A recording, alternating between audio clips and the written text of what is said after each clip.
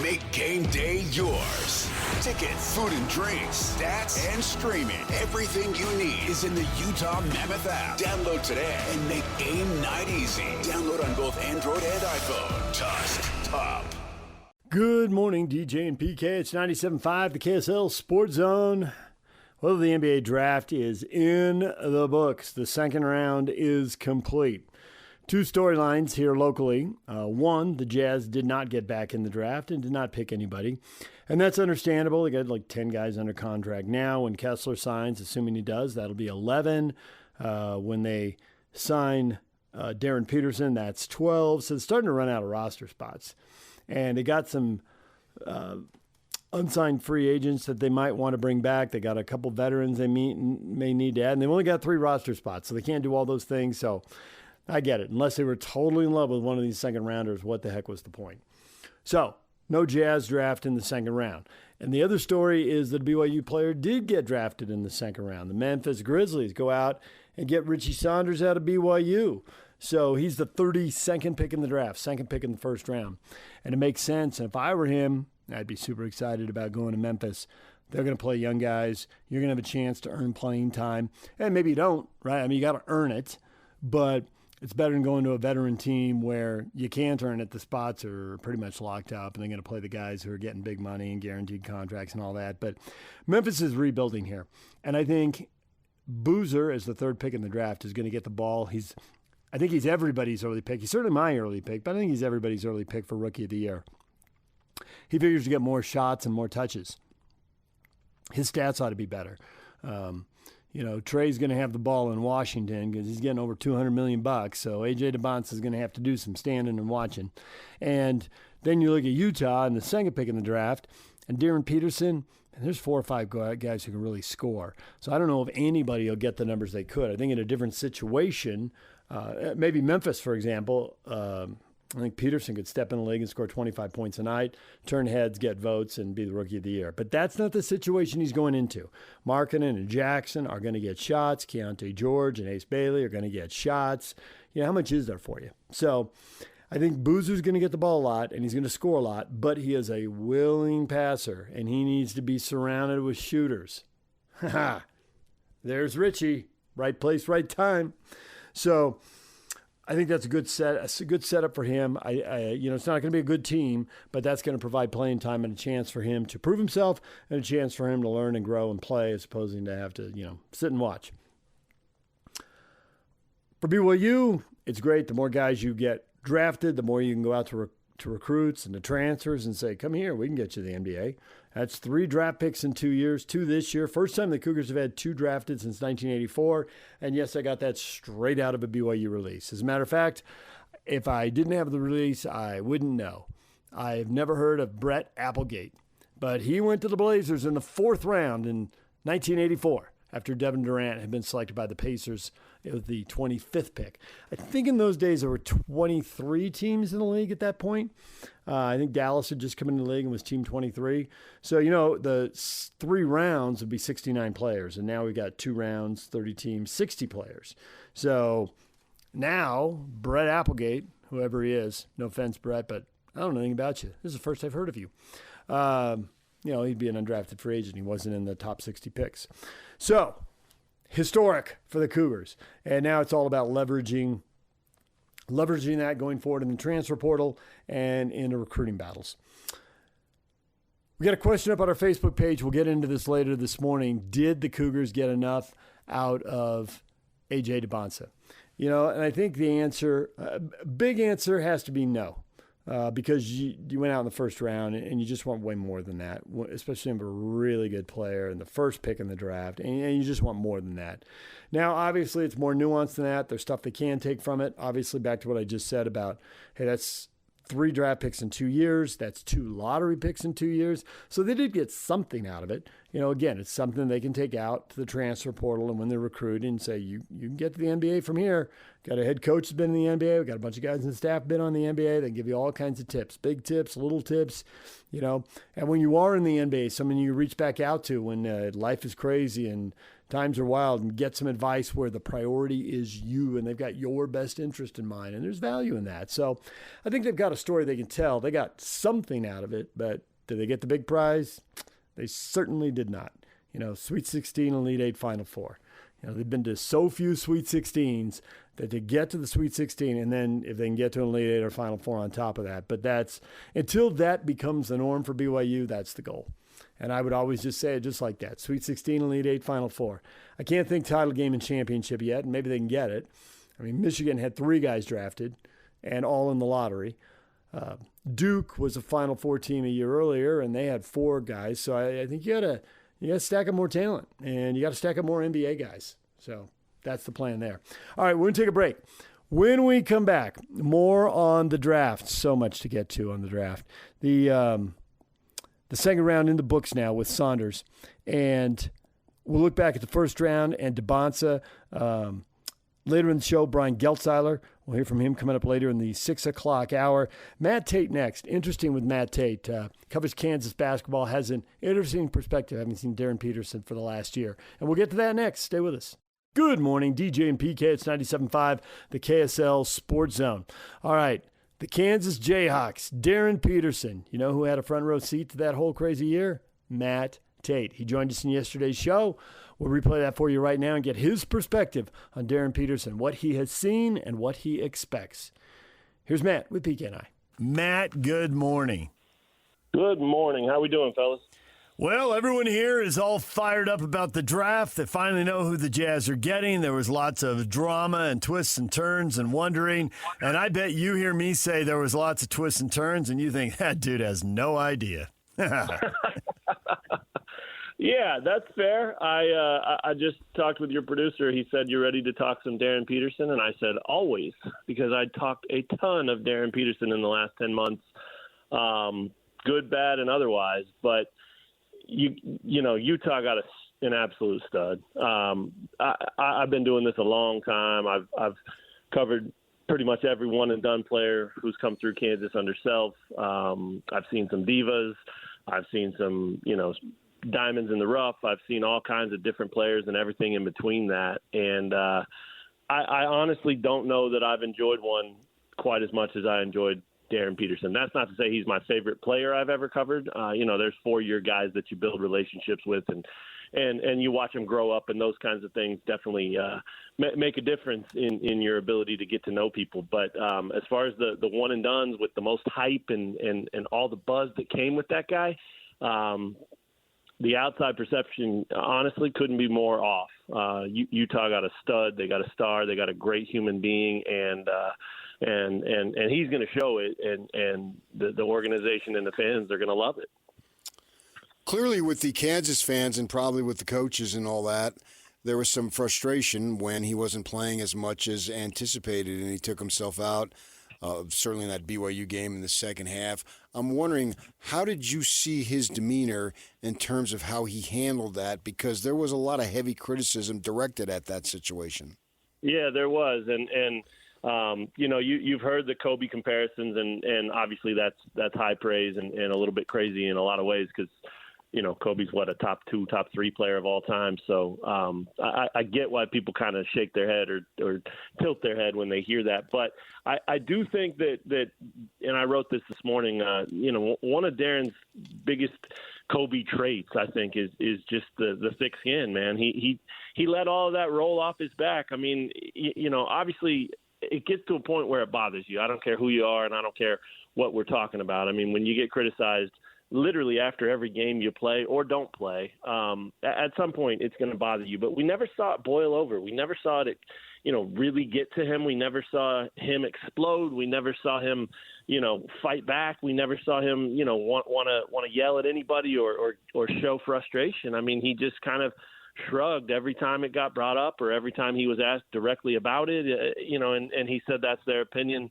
I'm comfortable with who I am, or that's how they feel. I'm not going to worry about it. I don't think about the noise. I don't care about that stuff. I mean, he handled it like a very mature young man, and certainly more than you'd expect from a college freshman. So it was frustrating. It was frustrating for everyone involved, and that includes Darryn. I mean, I don't know how many times we heard Bill Self or Darryn himself say, if he could be out there, he would. And it was killing him to not play. And I think the narrative became, well, he doesn't care about basketball. It doesn't matter to him. It doesn't mean as much. This is not something he's committed to. All of that stuff's crazy. It really is. I mean, this guy lives and breathes basketball. It's all he knows. It's all he does. It's all he cares about. And so even though he didn't show it, and I credit him for not showing it, because a lot of guys would melt down in that situation or certainly let it boil over. Even though he didn't show that, which some people wanted, to see some fire, to see some frustration, they wanted to see him kick a chair, or whatever it would be. I know it ate at him. I know it killed him. I know he would have rather been out there than not. And so there's a lot that went into it. Some of it, injury related, some of it mental, some of it a combination of the two. There was a lot that went into that whole thing, that whole season. But the bottom line is, the guy wanted to play. And one of the things I judged the most, man, sort of when this all was happening was, the fans and KU Twitter and everything were melting down themselves and freaking out and criticizing him and calling him this and calling him that. And it reached the national level. I mean, you had Stephen A. calling him that. You had Kendrick Perkins calling him that. I mean, it was at a national level at one point. I think it was over All-Star Weekend in the NBA, so that helped too, because they didn't have as much to talk about elsewhere. But one of the things that I always looked at, and one of the things that always meant the most to me in terms of evaluating the situation for what it really was, is the fact that Darryn Peterson's teammates weren't bothered by it at all. They loved the guy. They cared about him. They supported him. And, yeah, they wanted him out there. But it wasn't like he was some diva and they were tired of it. And it was the Darryn Peterson show, and they were just afterthoughts. I mean, he immersed himself in the culture. He cared about his teammates, and they cared about him. And for my money, that's the kind of stuff you get drafted on. I mean, that's the kind. You can play ball. Everybody can put the basket or the ball in the basket. But when you're looking to build a franchise, or you're looking for a franchise type of player, like you can get at the number 2 position in the draft, to me, that's the kind of thing you want to look at. And Darren's got all that stuff in spades. He's a phenomenal teammate, and he will fit in great there. You've touched on a couple things right there when you say phenomenal teammate. I'm curious, when the Jazz did their homework and they talked to his teammates at Kansas, what do you think they heard? I think they heard, most likely, man, those guys probably talked about his talent, because day one when he got to Lawrence and first set foot on campus as a member of the team and a student at KU, those guys were marveling at what he could do. I mean, it didn't matter if they were starters, didn't matter if they were walk-ons, it didn't matter who they were. Every time we got to talk to somebody about him, they were like, I've never seen anybody do what he does. And so as much as I think, if they dove deeper and asked him about, okay, how was he in the locker room? How was he during timeouts? How was he at the dorm and things like that? I'm sure they had a glowing review for him there too. They hung out together. They spent time together, meaningful time. It wasn't like Darryn was just here on a stopover. He's got friends here that probably aren't going to play at the next level, that he'll be friends with for a long time. And he talked about that in the locker room after their loss to St. John's in the NCAA tournament. I mean, he said it meant the world to him to come to Kansas, and he's got lifelong friends and guys he's gonna be in their weddings and things like that. I mean, maybe that all sounds good, but to me, Darren's not the kind of guy that's going to say stuff just to say stuff. He's going to say what he means, and he always did. And so I think that stuff would come out, but I definitely think the first thing every one of those guys would talk about is just how freaking talented he is. It wowed them, and those were some pretty good players too. But they made it very clear from minute one that what they were seeing, what they were playing with, who this guy was unlike anything they'd ever seen.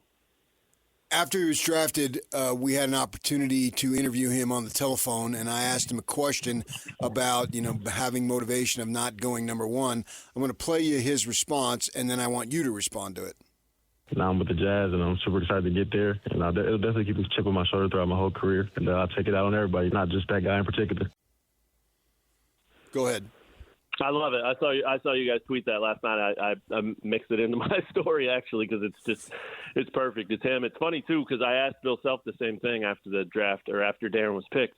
I said, is he the kind of player or person that's going to use that as motivation and fuel, being slighted and not being taken number one and classic Self. He said, well, first of all, I have a hard time saying that if you go number 2 in the draft, you were slighted. So I'm not gonna go there is basically what he said. But he did say, I do know the kid well enough to know that he will find and use anything out there for motivation to help him in the future. And so I love the comment. I think that's exactly right. I think that I was only around him a year and not around him a ton, but enough to truly get a feel for who he is. He's a killer, and that's not just words. That's not just a soundbite. That's not just something that he thought would sound good and make everybody laugh or smile or whatever. I think he means it. And again, that's the Kobe comp, right? That's you could beat Kobe in a game of pool in the summer when no one else was in the bar and it didn't matter and there wasn't any money on the line and he was playing left-handed, and he would still remember that the next time he played you, and he would try to take it out on you then.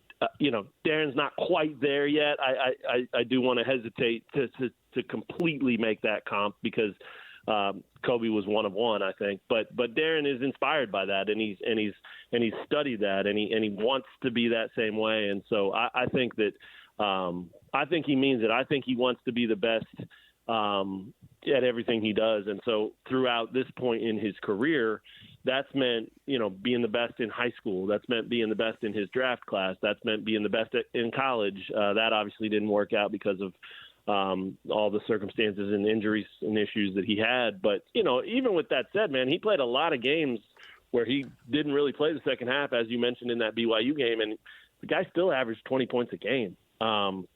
He was not a liability. It was an issue, and it was something they had to work through, and Self had to learn how to coach kind of two different teams, really.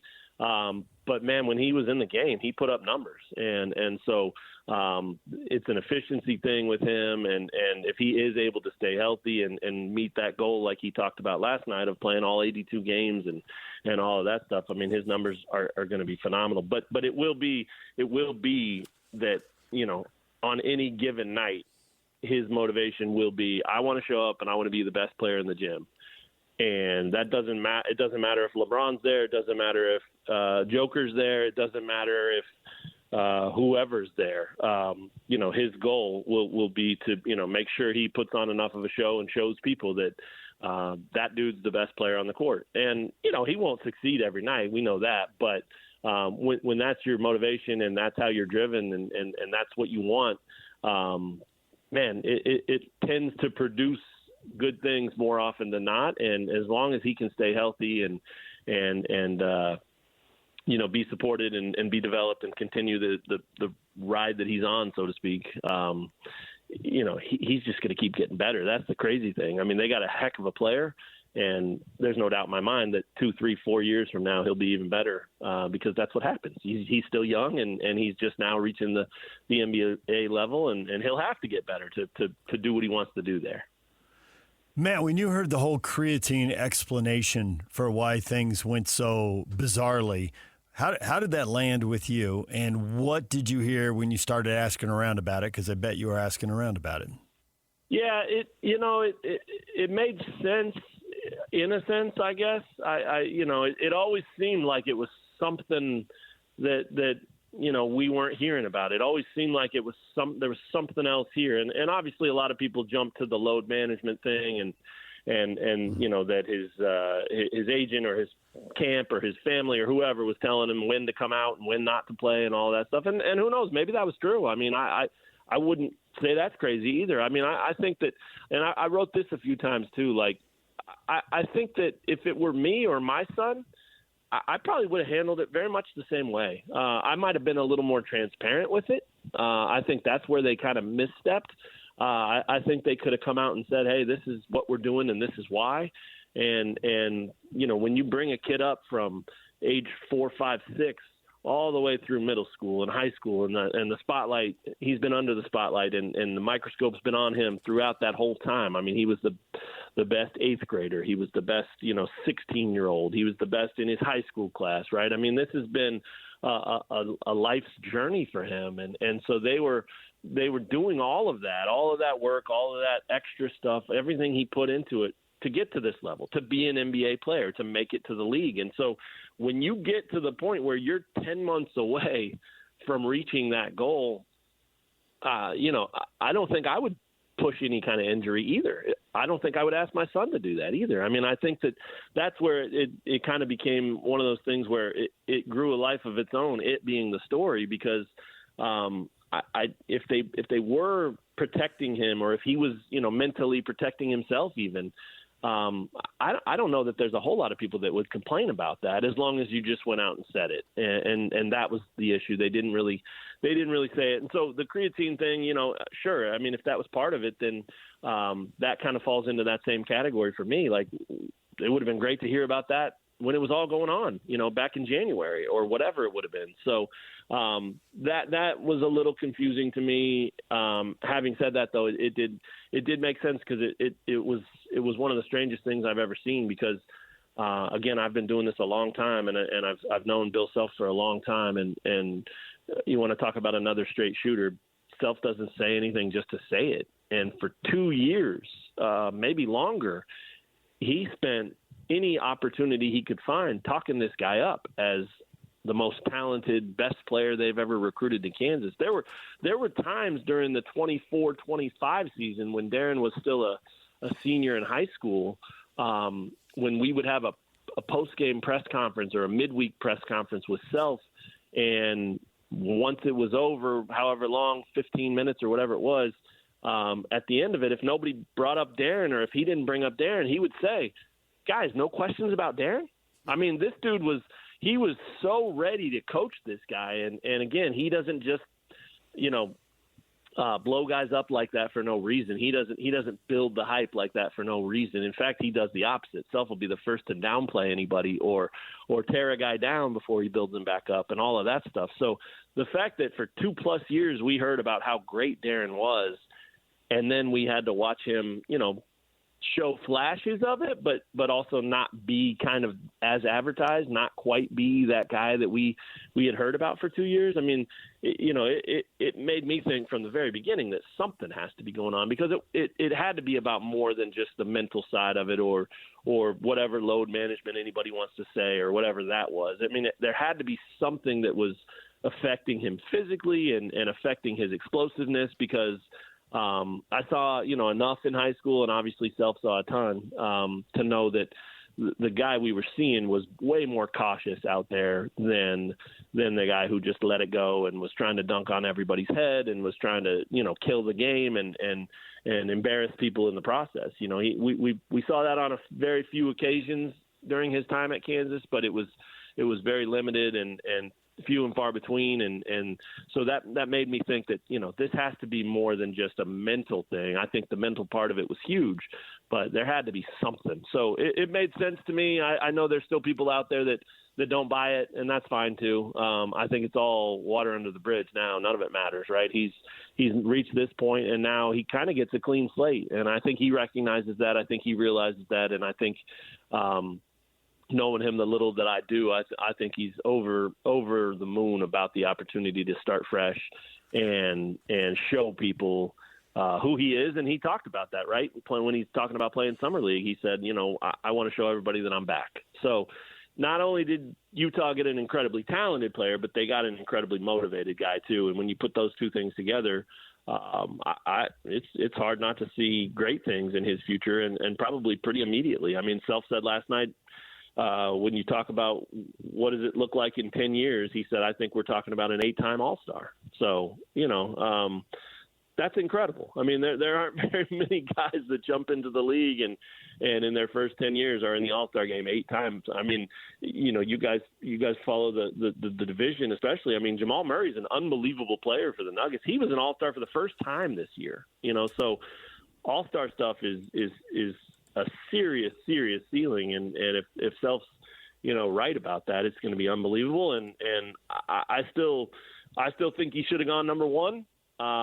There's no doubt in my mind that's who I would have taken, and that's not a knock on AJ. That's just I think Darryn is in a class of his own. I think that you can put the ball in his hands and he can change the game and change a team immediately. And I think AJ is going to be phenomenal. He's going to have a great NBA career. I think he's an incredible player, but I think he needs help to get to that level. He's not the ball dominant playmaking kind of guy. I mean, he can make plays, but other people have to help him make plays way more than Darryn. So I can't wait. I'm going to watch a lot of Utah basketball. I'm excited to see what he looks like, and from everyone I've talked to and everything I've heard, and obviously including stuff from him last night, it seems like a great fit. And more importantly, my hat's off to him for showing genuine excitement. This isn't an act. This isn't a show.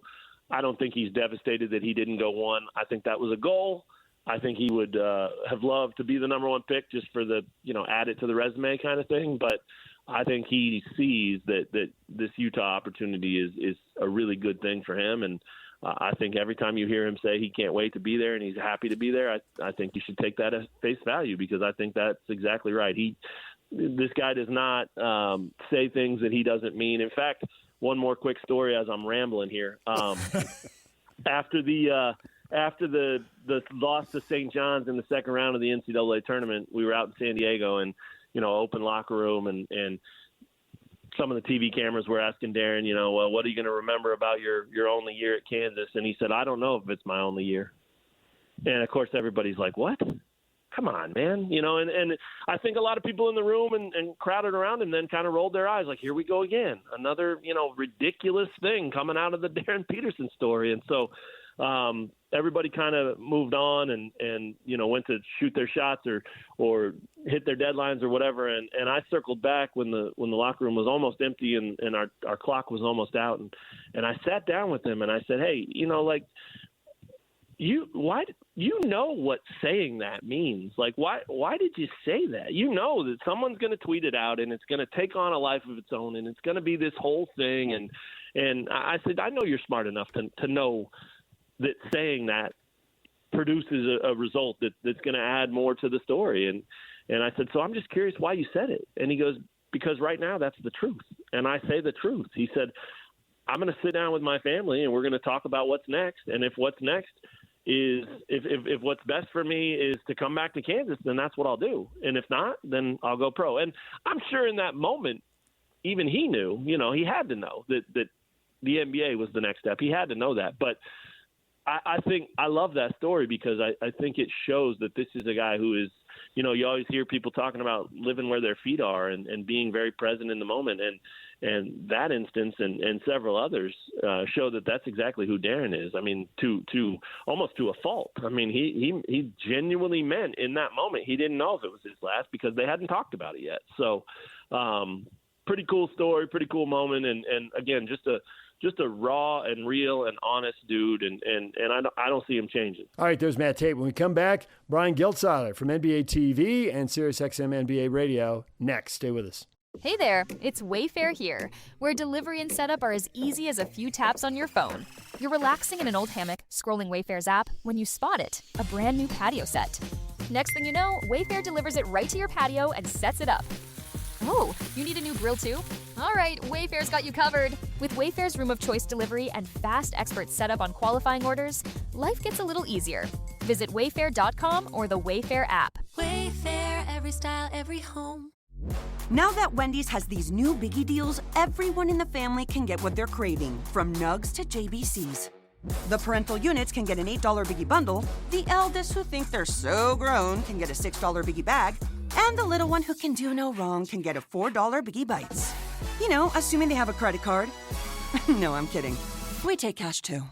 4, 6, and $8 biggie deals for the whole family. Only at Wendy's. Price and participation may vary. Single items at regular price. Prices may be higher in Alaska, California, and Hawaii. Make game day yours. Tickets, food and drinks, stats, and streaming. Everything you need is in the Utah Mammoth app. Download today and make game night easy. Download on both Android and iPhone. Tusk Top. the celebration stops tonight. Like, I got drafted today, but tomorrow I'm now an NBA player. So get home. I'm gonna work out until I got to report to Utah. Like I said, balls first. I'm a grinder. Like I said, Kobe's my guy, and I'm inspired by him. So I just kind of try to think, what would Kobe do right now? I think he'd get drafted and move on and try to go be his best thing possible. So that's what I'm gonna do. I see a guy with number 1 on the screen up there right now. So I'm extra motivated. Join the KSL Sports Zone at JCW's in American Fork for the NHL Draft Roundtable Friday from 2 to 6 at 580 East State Street. You hear the music, you know it's time to bring in Brian Geltzeiler once again, SiriusXM NBA Radio and NBAtv contributor. Brian, good morning. Good morning, gentlemen. How we doing? We are doing well. How do you believe the Utah Jazz are doing after selecting Darryn Peterson? Fantastic. Wonderful pick. Fantastic player. Has a chance to be a first-team All-NBA guy before all said and done. This is what you do when you have the number 2 pick in this draft. And I'm thrilled for the Jazz. I'm thrilled for Jazz fans. And this is going to be a very, very interesting team coming up this year because I do think Peterson has the potential to be an immediate impact type of guy. Things are finally, after a while here, trending up in Utah. You saw Ace Bailey play. I'm sure you're well aware of his game, and you know of Keontae George because you're an NBA guy. How do you think it all fits together? Very well. I think you're going to have a 3-guard rotation. I think Peterson can play both guard spots. I think that what you needed to do, there's going to be games with George where he's just not making shots. And he likes to take shots, as you guys well know. And I kind of compare George to a Jamal Crawford type of player. When it's going well for him, ride him. It's wonderful to have him out there. But you need to have the kind of roster that can put him on the bench when it's not going well and still function at a high level. Meet Darryn Peterson. And that's what they're able to do right now with those 3 guys in the backcourt. When George has it going well, great. You can even – Bailey's big enough and Peterson's big enough that you could play small too and have the 3 of them on the floor together.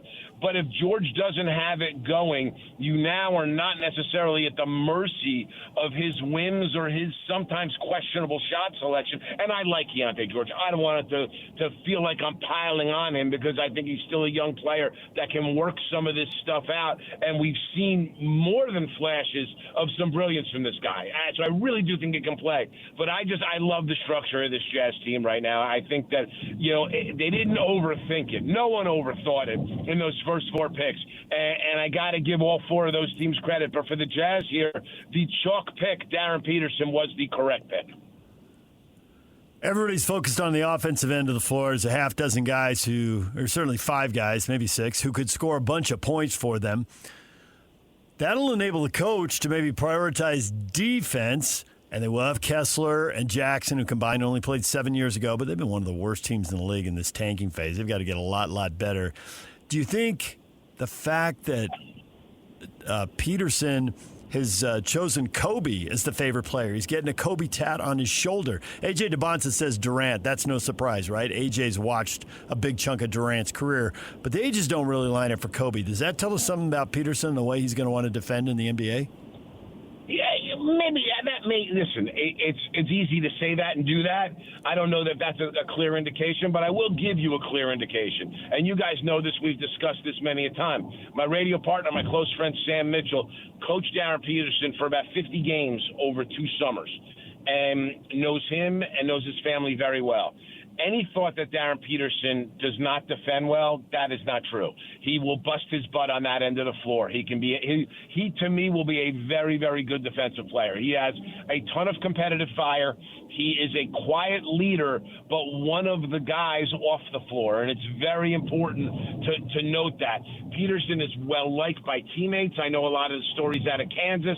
I think he may have had a bad voice in his ear there, from what I understand, in terms of saying, hey, prioritize the NBA over Kansas, and maybe listened a little too much. I'm not sure I buy the creatine story or the cramping, but my point being is that everything Sam has told me, everything that I've seen, is that this guy has a chance to be a high-level defensive player in this league. So, the Kobe tattoo notwithstanding, I have a lot of confidence in Darryn Peterson as an excellent two-way player.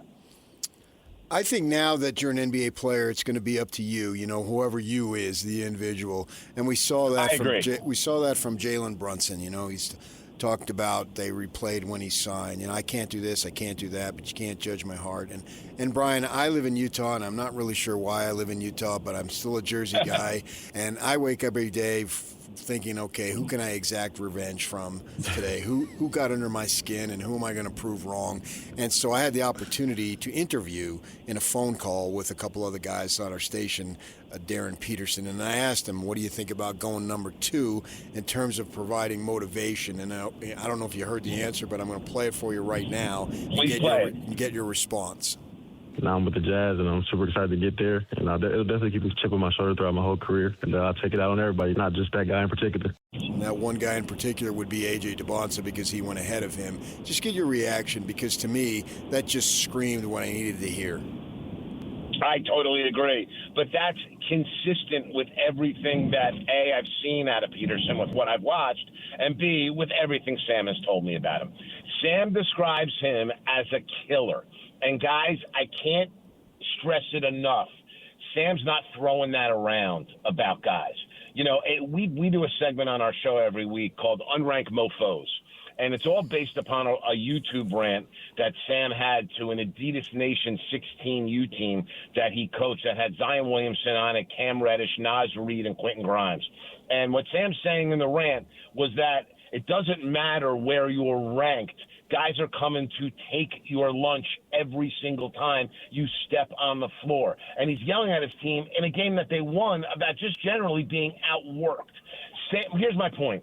Sam isn't always partial to guys that have been ranked high their entire high school career on a national level. He looks at those guys kind of with a little bit of a skeptical eye, because those are guys that act at times like they're entitled to things. Darryn Peterson, who's had his moments here at Kansas, to be fair, for the most part, does not act like he's entitled to anything. He wants to go and rip the throat out of the guy across from him. And I think he just kind of said it best from everything I understand about him. Not just Dybantsa, everyone. That's how Darryn Peterson is wired. The Jazz got themselves a guy I think is going to be a very good player immediately and not far away from being a great player in the NBA. Well, I'm glad he added that, everyone, because he's only going to play 2 games against that guy at the most, and he's going to play 80 against everybody else at the most. So I'm glad he threw that in there. And there is this whole, because everybody here, well, not everybody, but older fans here watch Stockton and Malone, and it took them forever to get to the NBA Finals, but they got there, right? Now, teams, you tank for 2, 3, 4 years, then you're on the elevator for 2, 3, 4 years, and then everyone's overpaid and they got to tear it up because they don't have enough money to keep the group together. And we're already starting to see that with the Thunder, and they're going to have to jettison some guys. How big is an advantage is it going to be to have him presumably, hopefully, overperforming his rookie contract in an age when teams just don't have enough money to keep their groups together? It's going to be enormously important under one condition. They don't spend frivolously while they have him on the rookie deal and then end up in a situation with contracts on the books that are not movable and then having to turn around and pay Peterson. The thing that happens with some teams is they forget how quick those rookie scale deals expire. And the Thunder have been very good at it. But again, now the Thunder, part of having all these first-round picks is being able to say goodbye to higher-priced guys to be able to replace them with rookie-scale deals. And I think you're going to see that with Isaiah Hartenstein and Adai Mara, who they drafted last night. I think that's going to be a seamless move in where essentially you're going to save $20 million a year and have Mara play the same position as Hartenstein, who I think may not be as good as Hartenstein early on, but fits every bit as well, if not better. So, but you have to be careful how you dole out those contracts. Listen, Jaren Jackson's making a lot of money, and it all leads to something that you haven't asked me about yet, but I'm going to comment on right now, which is the Walker Kessler offer, which I think Walker Kessler is absolutely insane to not put his signature on it. And I get the fact that there's teams out there that have cap space. But if I'm Walker Kessler's agent, my antennas just went up, the night before the draft when you see the Nets use a chunk of their open cap space on Julius Randle and the Bulls use a chunk of their open cap space to bring in Nick Claxton. You got that cap space is precious in the second apron era. And Walker Kessler should take a look at Jonathan Kuminga and Quentin Grimes and Cam Thomas and see what they went through and use Josh Giddey as his model, who signed probably was a little bit of below market offer in terms of what he thought he was worth and what his numbers indicate, but he's locked into decent money for 5 years. The offer they made Walker Kessler is beyond fair. Matter of fact, it may be a little bit rich for what he's done with the fact that he hasn't been able to stay on the floor for the better part of 2 seasons now. Kessler is insane not to sign it. It is a great deal for him. It is a good deal for the Jazz, and it will help the Jazz stay nimble and take advantage of Peterson's rookie scale deal for the time that they have it. So I think it's really important because Jaren Jackson's making a lot of money, and I get why they traded for him. I think it was a good trade. I think he's going to help them. You got to have some guys that are making a lot of money, but Larry Markkanen's making a lot of money. Breaking the bank for Kessler is irresponsible, and here's the thing, Kessler doesn't have the leverage here. The Jazz have all the leverage. Some talk that Austin Ainge has a real strong relationship with Jaylen Brown, and they could possibly make that move with Markkanen and then throw in some other folks and all that stuff. What do you think about that?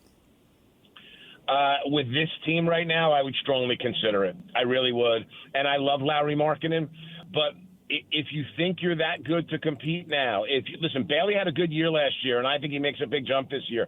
I think Peterson's transition to the NBA is going to be pretty smooth. I look at Jackson and who he is, and yes, there's a little bit of a rebounding issue there, but is Markkanen that much better of a rebounder than Jaylen Brown?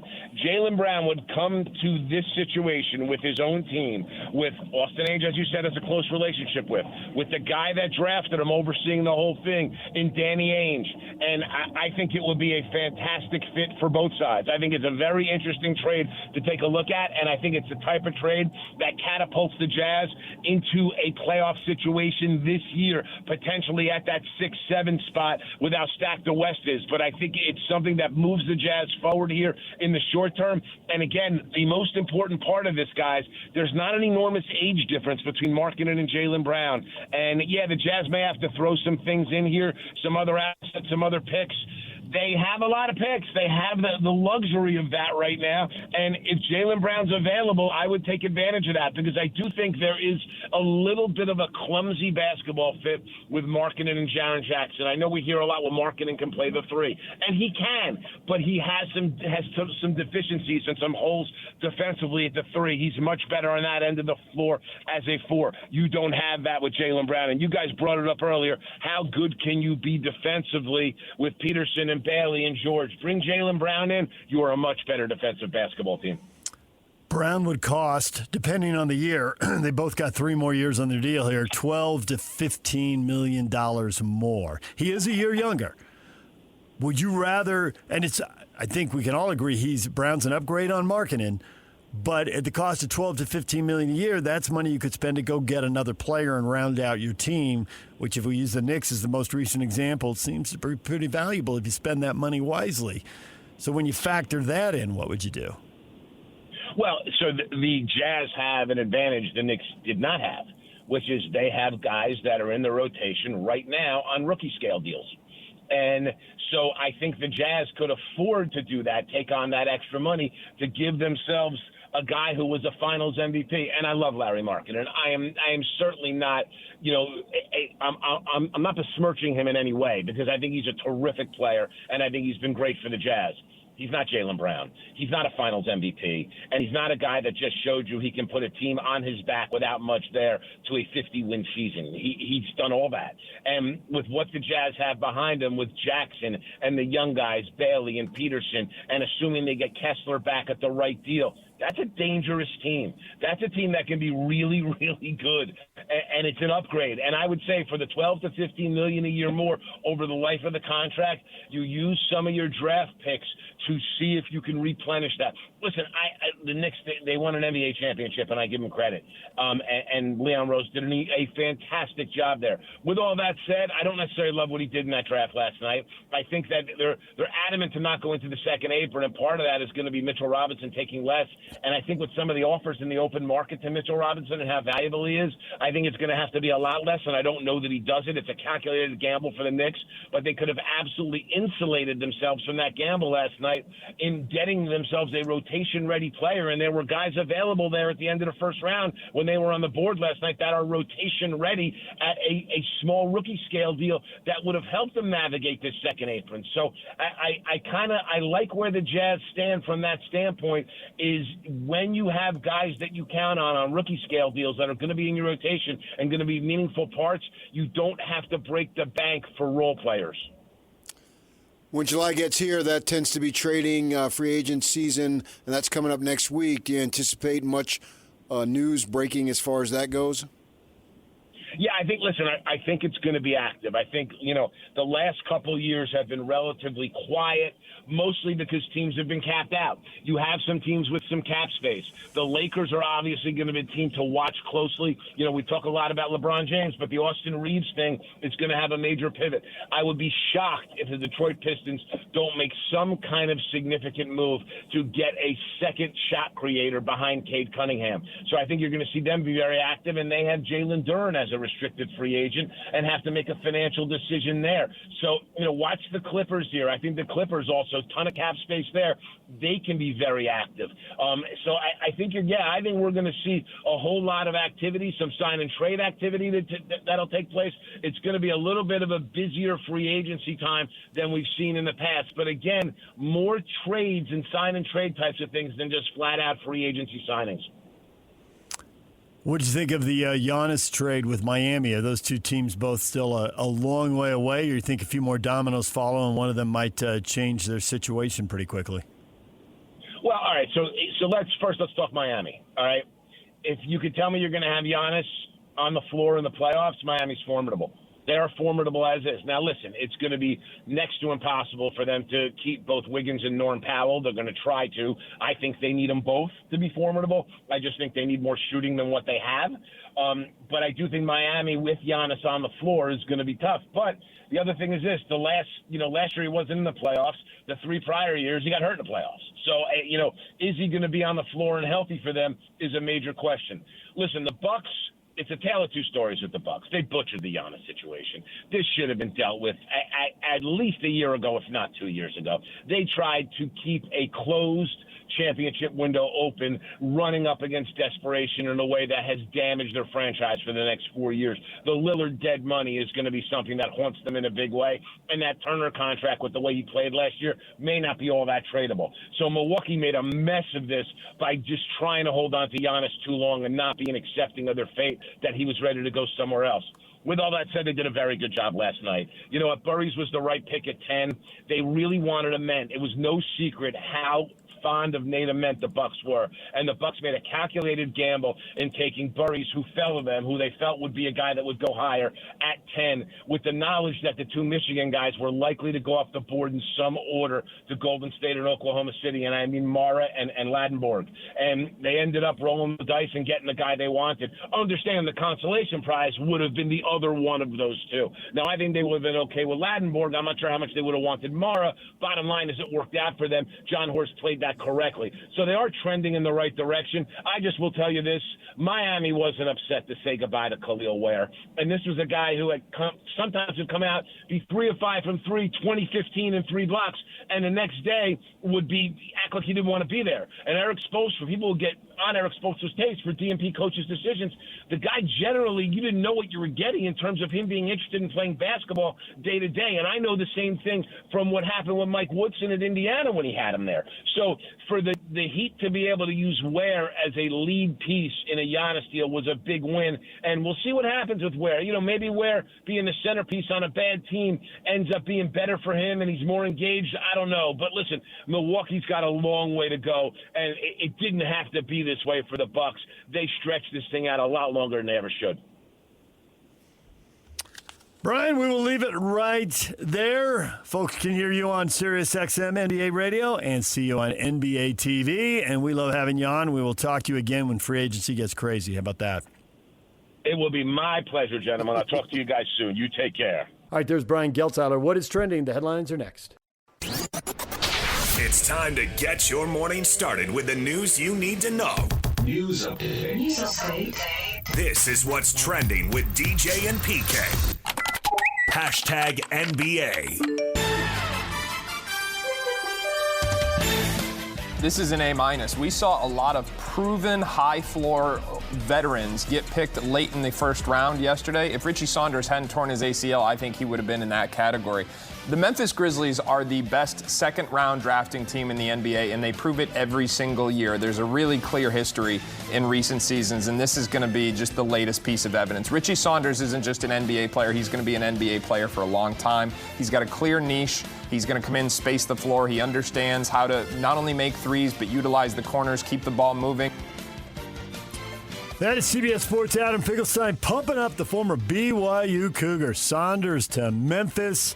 Good time to go to Memphis, PK. Middle of a rebuild. They can give young guys chances. Might go somewhere else and get buried, but here you have a chance to earn your way onto the court, presumably. When? As soon as his knee allows, I would think. Hence when? This year? Next year? I would think this year.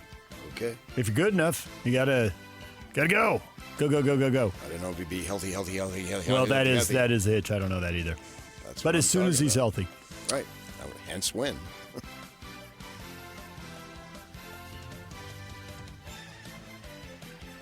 Yak, explain this one to me. In a unique twist, every second-round pick in the NBA draft was traded at some point outside of Toronto. So, Tankathon, which is they track all this stuff. At some point in the lead-up to this draft or last night, every single one of those picks has exchanged hands outside of one team. Only one of the 30 drafted where they were supposed to based on the standings, and they held it the whole time. And the Toronto Raptors. Yeah. Okay. All right. There's an oddity. I don't know what to do with that, but there's some trivia for you. I saw 2 words. Move on. Move on. Okay. You guys. Detroit Pistons traded forward Isaiah Stewart to the Memphis Grizzlies for 3 second-round draft picks. Well, there's 10% of them on the move. And a trio of trade rumors popping up with the Boston Celtics open to dealing Jaylen Brown. The Charlotte Hornets looking to trade LaMelo Ball. The Clippers considering parting ways with Kawhi Leonard. Will some of those guys be traded for each other? What will happen? The Lakers with some cap room this summer. They're going to take on some salary. Now's the time. I thought the Austin Reeves things was deadly against them, and it was going to hurt them forever. In the long run, yes, but they have a window here this summer. Because he was paid so little, his cap hold is really small. They just have to make sure he's the last guy they sign. But they have a chance to make a big move right here this summer. Got $50 million, and they're in it to win it now. Do it. And you're convinced that it's a bad signing, Austin Reeves. DJ and PK. Hashtag NFL. I love John. I love Kyle, the York family. Like, it's the best organization I feel like that I've played for in terms of just top to bottom greatness so far. And I don't like leaving good people, and I hope they enjoy having me there. And I'm excited for this year, to be honest. And a lot of that was off-season talk, and anything's possible, right? I mean, the trade deadline's not until a little bit through the season, but try not to keep up with it. And I really just want to keep getting better. Like you said, I did play decent last year. I think I can play a lot better, which is what I'm striving to do this summer, is improve on my technique and see if that helps me and elevates me to get, a big deal or something in the future. But I always say be where your feet are, and my feet are in San Francisco, and I like it a lot. Mac Jones, backup quarterback in San Francisco, happy to be there. Didn't you once say that the backup quarterback is the best gig in all of pro sports? You can make so much money, you're not getting hit. It's the NFL, it's fabulous. Yeah, but he's playing. So, he wants another contract, and I think if he wants the big money, it's going to be based on playing. But why aren't you ever where your elbows are? Where's your feet? If your elbows are all over the place. I don't know. It's a cliche. Don't mess with a good cliche. Your feet takes you everywhere. You are your wherever elbows take you nowhere. You are wherever your butt is as you sit over there on the bench. You are wherever your neck is. That's how you keep your head on straight. You can mess with that forever. Who's not happy in San Francisco is Brandon Ayuk. He says he'd sign with Washington tomorrow if the Niners were to cut him. It's unknown if the Commanders are interested in signing him. Why would they say anything? That would just set themselves up for tampering. Let him say whatever he wants, but that's what he's saying. Detroit Lions corner Darryn Arnold is facing multiple felony charges, at least 8 of them. Could net him life in prison in connection with a robbery and kidnapping in February in Tampa. Tampa police previously arrested 6 other individuals involved in a targeted armed robbery that took place shortly after midnight on February 4th. 3 men were pistol whipped, held at gunpoint, and robbed. Police say Arnold was the primary conspirator. He's accused of coordinating and directing the co-defendants to lure the 3 men to an apartment where the assault occurred. 4 counts kidnapping, 4 counts armed robbery, potential life in prison. Well, that's a heck of a story right there. DJ and PK. Hashtag college football. The Utes picking up a couple more commitments. Corner Canyon lineman Jackson West. And from Davis, athlete Jackson Itahau. Utes also announcing a 7-year contract. Adidas will take over as their apparel, uniform, and footwear provider. Utes will finish out their contract with Under Armour this year. The Adidas deal begins July 1, 2027. It's really going to age and date that drop with Kyle Whittingham. First the coach changes, now the provider. It's all gone, yeah. D1 Football Oversight Committee is proposing changes to the offseason and preseason practice schedules. A shorter transfer portal window, which would go into effect in 2027 if approved. Portal would go from 15 days to 10 days. Shorten that thing up. And the portal would open on first business day following January 1 each year. Well, presumably they still have to play the national title game. Awesome. Spring practice would get cut down. Training camp in the summer gets cut from 25 to 21 practices, so tightening it up. Spring actually gets expanded a little bit. It's going to be essentially almost 2 spring balls, OTA type stuff like the NFL. They'll give you 2 different periods. So you don't get the same spring ball, but you get a second OTA period? And you get extra practices as a result of having both of those. DJ and PK. Hashtag Major League Baseball. 1-1. Swanson swings, drills one deep in the air to left. This is going to go! Grand slam! Dansby Swanson, his second home run of the ball game, and the Cubs have blown it open. 3-2 pitch to Betts. He swings and hammers one. Left center and deep. This ball heading back to the wall. It is gone. A home run.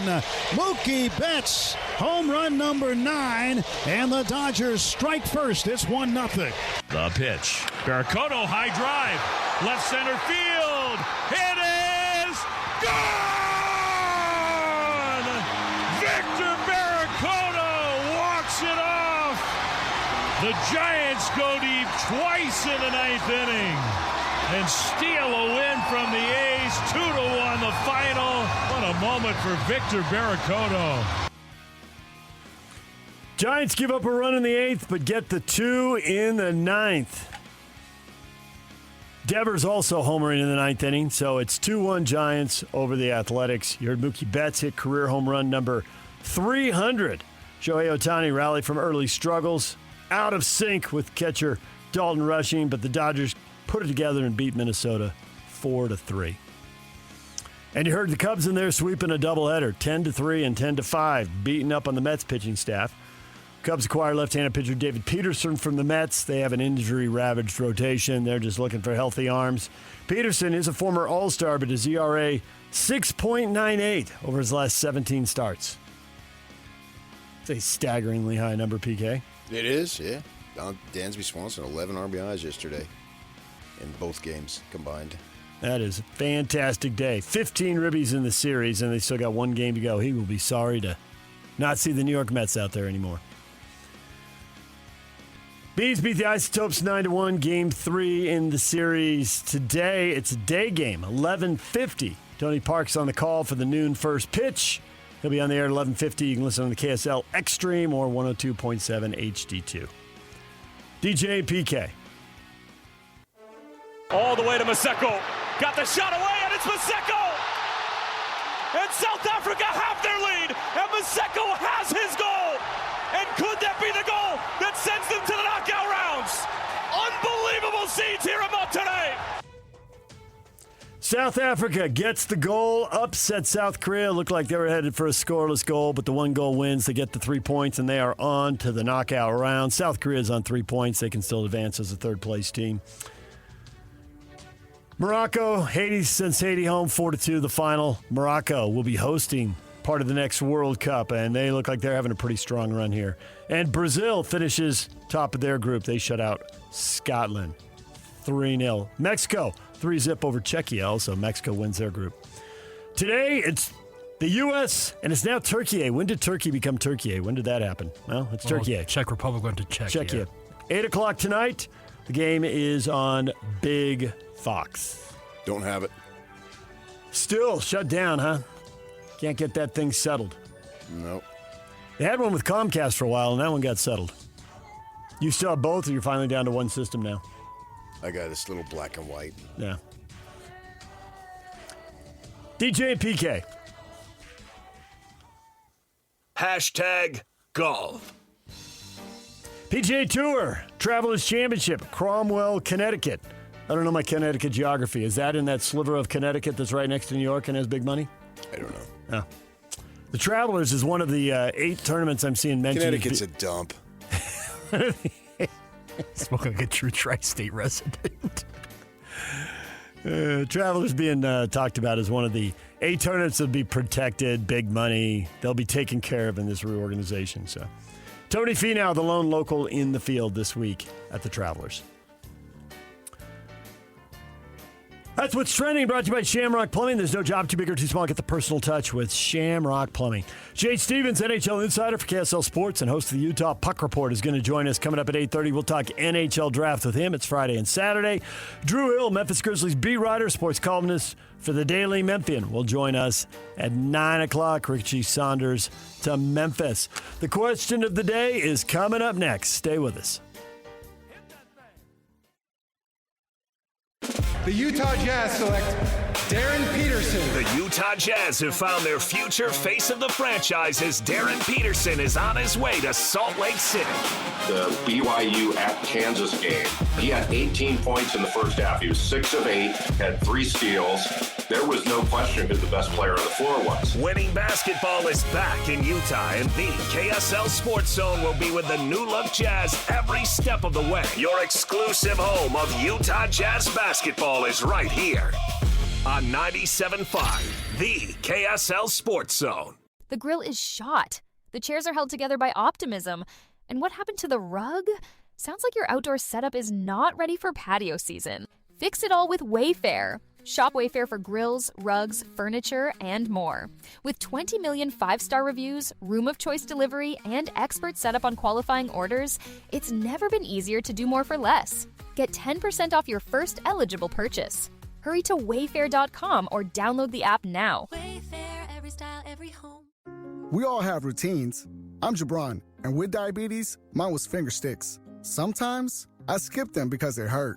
The Freestyle Libre 3CGM changed that. It gives me glucose insights without finger sticks. Learn more at freestylelibre.us. Finger sticks are required if your glucose alarms or readings do not match symptoms, or when you see check blood glucose symbol for the first 12 hours. The views expressed should not be used for medical diagnosis or treatment as a substitute for professional medical advice. Individual circumstances may vary. For prescription only. Safety info found at freestylelibre.us. Join the KSL Sports Zone today, 10 a.m. to 6 p.m. live at Kenny J's Barbecue at the District in South Jordan, 11610 District Drive. DJ and PK, it's time for the question of the day. Did BYU get a good enough return on its A.J. Dybantsa investment? Highly debatable. It did not get the return it wanted, PK. I don't think it got the return that they sold it on. But I think they got more than what they possibly could have sold it on. They got a good enough return to double it down going forward. They got it exceeded expectations. Really? Yes. Because you can't use the word Sweet 16, Elite 8, Final Four, which is, I believe, why they're doing this. So they don't get that. But a teacher's influence is felt for the next 40 to 50 that years. That's the part they can double down on going forward. A.J. Dybantsa, he gave them everything he had and then some. Mm-hmm. It's not his fault that the team lost. He's to be credited why they made the NCAA tournament. They wouldn't have made the NCAA tournament without him. I believe that. So it's not, did the BYU basketball team have the success it anticipated when it signed? Hence the words good enough. What was a return on the investment?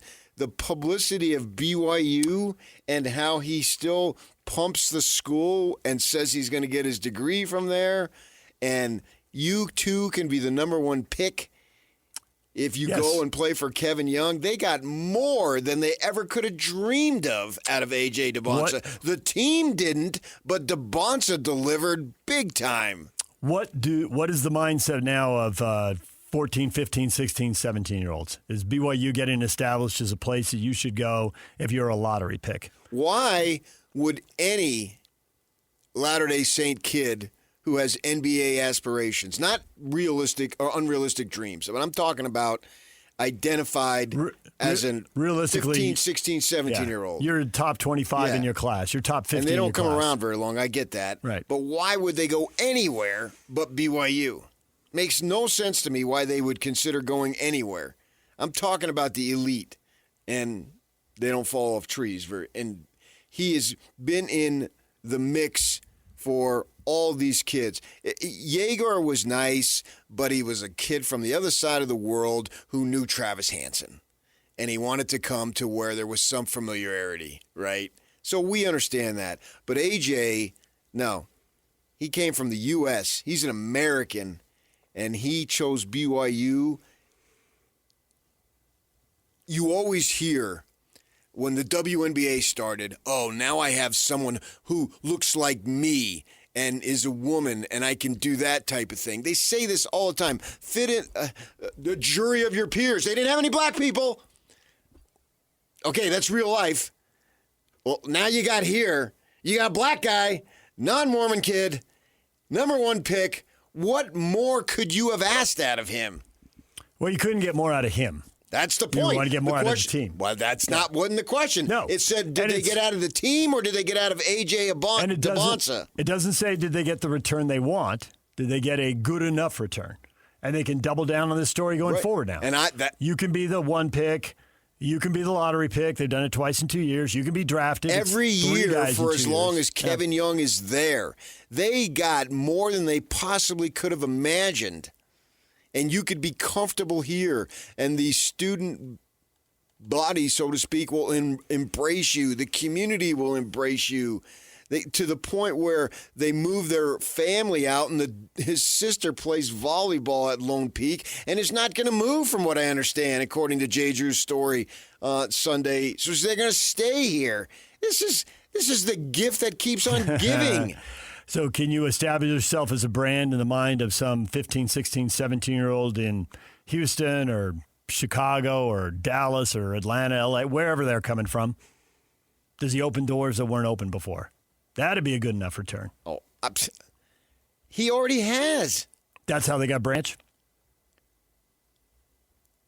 At least part of the story. They're on the scene.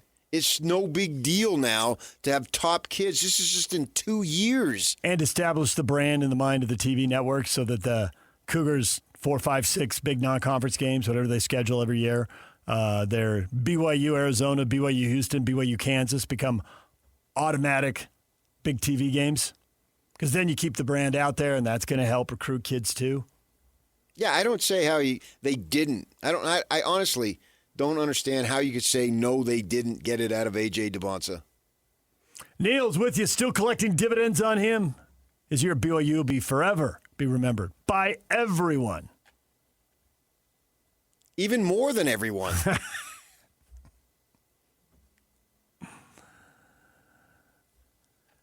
Brian, yeah, they got a return, as in mileage. Get some pretty good exposure. Back to Independence. They got more exposure than they ever could have dreamed of.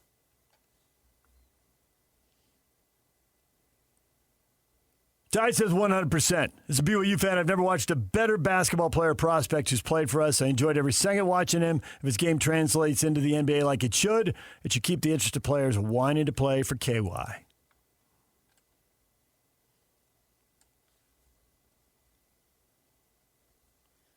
Yeah, I mean, the season didn't turn out. Instead of pro-Vo, it turned out to blow-Vo. We can understand that. But so what? Blow-Vo? Yeah, the season blew. I got it. I know you enjoyed it. It wasn't what they wanted, what they anticipated. Blow-Vo and Pro-Vo. All right. I understand that. Jason, Utah had a number one player. What does that mean now? Well, 25 years later, nothing. Should we pivot to breaking news, PK?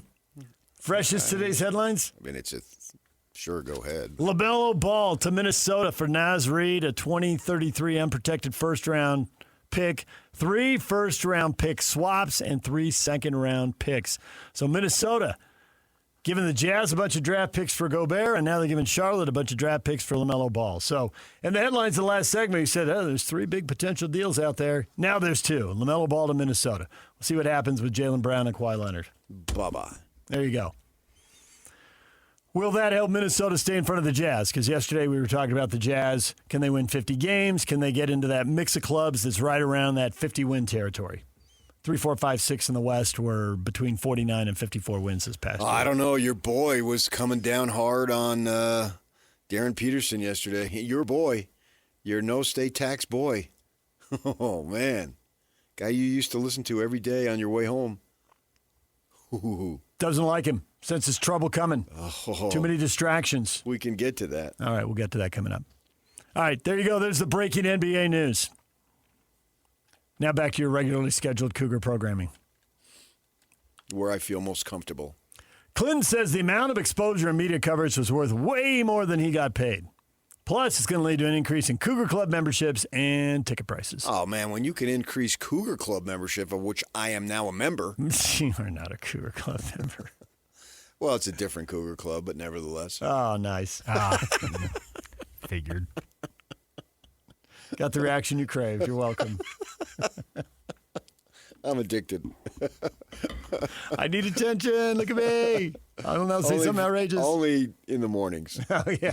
After 10. You get your fill by 10 o'clock. Yeah. You get a lot of attention, and then that just carries you the day. And then, just fill up the tank. Then I'm a church mouse the rest of the day. Andy, I don't know if they got enough. Only President Ryan Smith gets to vote. It was good. It was good enough. None of the gazillionaires. Maybe McAfee should ask him that question. He should next time he has him on. Had him on the day after the draft. Yeah. Just 5 years into this. People cry when they get traded from the Jazz. They beg to stay. I beg your pardon. I'll be right back. I'll come back. Remember me. Oh, yeah. That was one of Ryan's quotes in that. But that lines up with what you've said about if you get people here, they'll like it. The initial reaction may not be great. They may not have been here, maybe a long way away from wherever they're coming. They've heard a bunch of stereotypes. Well, it's all born out of ignorance. Yeah. Individual ignorance. There is some truth to it, but they don't have that personal experience. And John Morant's father. The untold story. Yeah, I think it's been told now. Yeah. So that's true. Come here, check it out. There's a good chance you're going to like it. That's just as Ryan has been saying all along, because he's right. Jade says BYU lost in the first round, so no, they didn't get a good return on the investment, but it was good for the state of Utah. They did. And AJ scored like 30 points in the game. That's Kevin Young's fault. That's the fate of injury's fault. It's not AJ Dybantsa. He wasn't going to do more. He needed a better team around him. Yeah. And Brandon says, I don't know what more they expected. A deeper tournament run with Richie's injury. I think the season turned out about how one could expect. Yes. We are seeing this with multiple NBA guys, and it needs to be the goal of any team going forward, especially with the ability to gather them every single year in the transfer portal and have a better chance of identifying them. But Michigan just won the title, and they have 3 guys drafted in the lottery. And before that, Duke had a Final Four team, and they had 4 guys drafted. And you've always had to stack up the NBA guys, and I think it's even more imperative now. Got to go. Go get him. Give yourself a chance. And they could have had 2 NBA guys and 2 NBA draft picks playing in the tournament instead of 1. And what would they have done? Maybe they would have been seated a little differently if Richie had been there the last month or so, whatever it was he missed. Yeah, but that has nothing to do with Dybantsa. They got their investment on him. And didn't get the investment on the other guys, but they got the investment on him. And Kevin Young went and got a bunch of guys who can run and jump and can't shoot. And then he comes back, and his last parting words as he shook our hands was, holy grail for me is shooting. And so what did he do? He doubled back on it, and he got a bunch of Mormon kids who can shoot. And he didn't have that before. Not that they have to be, the religion's irrelevant. But before, they didn't have very many of those types. And this year, he went and got several to come to his team. And that's what you need. And so you have to give him credit for adjusting and getting guys into his program that probably should have been there in the beginning, not to say it was his fault. Maybe they wanted to go elsewhere, there's more money, blah, blah, blah. Whatever the circumstances are, it doesn't matter to me. I don't care about the details. I just care about whether they're going to win or not. And that's all that matters to me as what in my position. And the money's the money. I view the money for the college level now just the way I do the pros. I don't get into the money. They're getting obscene amounts of money at the pro level, and so you're going to go nuts on this and who's worth this, and Walker Kessler wants 30 and 25 is an insult or this or that, whatever. I don't care about that. Tell me how many shots you block. Tell me what you do to affect the team's winning. I didn't get in to be a sports fan to worry about their money. And now it's the same thing with college. You know? A couple guys left the Sun Devils because they got more money and they were premier players. All right, see you. Bye. Next. Yeah, right. So I don't worry about the money. I mean, you drive yourself nuts about that. And, you can, Kyle was promised that, he would have a smooth transition, and then he took coaches and he took players. Yeah, and you went over and pilfered New Mexico the year before. So, what are promises? Bronco, you lost your offensive coordinator to Utah 2 years in a row. Well, sure. Yeah. And he went with the idea that he would be there at least more than one season at New Mexico. So once you go down that rabbit hole, where do you stop? You don't get to stop where you make your point, and then that's it. Wait a minute. I make my point. I get what's best for me, and everybody else falls in line to support my dreams. Right, and then you can blast everybody else for doing the same thing to one degree or another. It's the world in which we live in, man. The college sports world we live in. Yeah. Everybody hits reset every single year. Well, it's now the professionals in even at a higher level in terms of the... Well, the pros sign multi-year deals. So they don't move. Everybody can't move every year. Right. Whereas in college, everybody can move every year. And for now. So away they go. And the money they got and whatever. And it's just, what difference? I'm not paying it. So what do I care? If I were paying it, I would care. But I'm not. You and Scotty Davis. See one of your neighbors? You've been talking over the fence? That's the booster who paid for it. I put in $0. So of course it was worth it to me. Right. I haven't given a penny to anybody for athletic purposes. You got rid of that landline. ASU couldn't hit you up for $25 when they won the Big 12 title. I told them. They called me when I'm living in California. Were you at the Rose Bowl? Yes, I was. And it was some co-ed, so my wife accused me of flirting with her, which I was. She was listening. Stop flirting with her. I know you're not going to give her any money. I think I gave him $25. There it is. Yeah. I said, you go to the Rose Bowl, I'll give you $25 again. And I remember 10 years later they went. I don't remember if I gave it. I just remember my first one because I was young and we had just moved there. It was my first year there, second year, and they win the Pac-10 and go to the Rose Bowl. And I got free tickets even from some guy who was a shyster who worked for the Raiders and somehow played soccer with Rod Stewart. He was a singer too, and he was on our sports staff. The guy was just all over the place, man. And and he just lived just a crazy life. He would get singing gigs too on the weekends, and yes. Taking prep calls one night, and then the next covering a high school game one night, at a Dodger game one night, and I barely knew him. And I said, "Yeah, my team, your son of us." Oh yeah, okay. He comes back with 2 press passes, parking to the Rose Bowl. Hey, how much? Nothing. Dude's connected. He knows people. He was. I got friends. And then he got fired because he just couldn't have any structure. He'd be in there on his writing at like 3 a.m. is when he would be doing stuff. He just lived this crazy, he was a single guy. He worked for the Raiders too.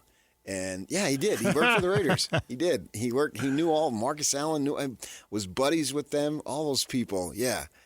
And so then he got fired. And I felt bad for him, so I took him out to this little 9-hole Harbor golf course down the road, and we went. And about the 4th hole, we started talking about him getting fired, and he unleashed about a 350-yard drive because he was so furious. Mad. Yeah, hit the fairway. Spraying the thing. Dead. She got so fired up, and he's still working today. He's back in Pennsylvania doing preps, and he's in his 70s. Yeah. Crazy. So, yeah, I went to that game, and I gave him $25. But other than that, that's it. Let those tons of gazillion millionaires, let them do it, or billionaires, and they are doing it. And what they didn't get maybe the team, but they care about that. But I also think they care about buddying up to these guys. And so you could say, that's a factor nobody wants to say out loud, but it's yes. the truth. But yes. And I gave Taysom Hill an internship. I know him. Yeah. And then you go to church on Sunday or wherever you do, and it gives you separation. Celebrity brushes with greatness. Yeah. It's his tale as old as time. Yeah. And so whatever connection you have to somebody. Right. And then they have connections that they can bring you in. Yeah. The guy at BYU used to call them jock sniffers. Well, there's a generation of people who went to BYU, and they all have. Steve Young and I were good buddies. Oh, it's a 10-year period. And then there's Steve was only there for 4 years, but it's a 10-year period. You were there as a freshman. You were there as a senior. Yeah, you were yeah. in between. Oh, yeah. Throwing a little wiggle room with the missions, and you got a decade. You skied with Steve Young. You went to a party with Steve Young. Wow, aren't you special? I'm a girl dad. Look at me. Aren't I special? Everyone's looking for that. I went golfing one time. Got hooked up with a guy down in St. George, and he's just going to town on his relationship with Norm Chow. Finally, about the 15th hole, I called him over. I said, "Hey, look at this," and I show him a picture of me and Norm out in front of Norm's house in Manhattan Beach. He got really quiet. The last few holes. Wait so long.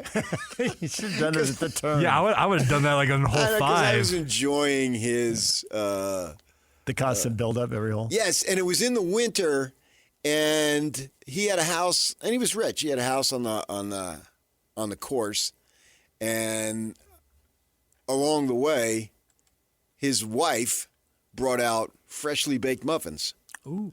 So he's a nice guy. I enjoyed playing with him. But he was just the best bud ever of Norm Chow. Oh, yeah. Started asking some questions. Blah, blah, blah, blah, blah. I had a guy once tell me he played in the big leagues. I said, yeah? Who was the manager? He told me he didn't remember.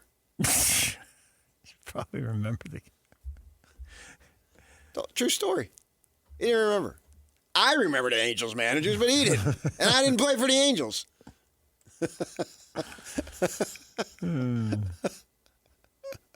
And I found out he played a little minor league ball. Yeah.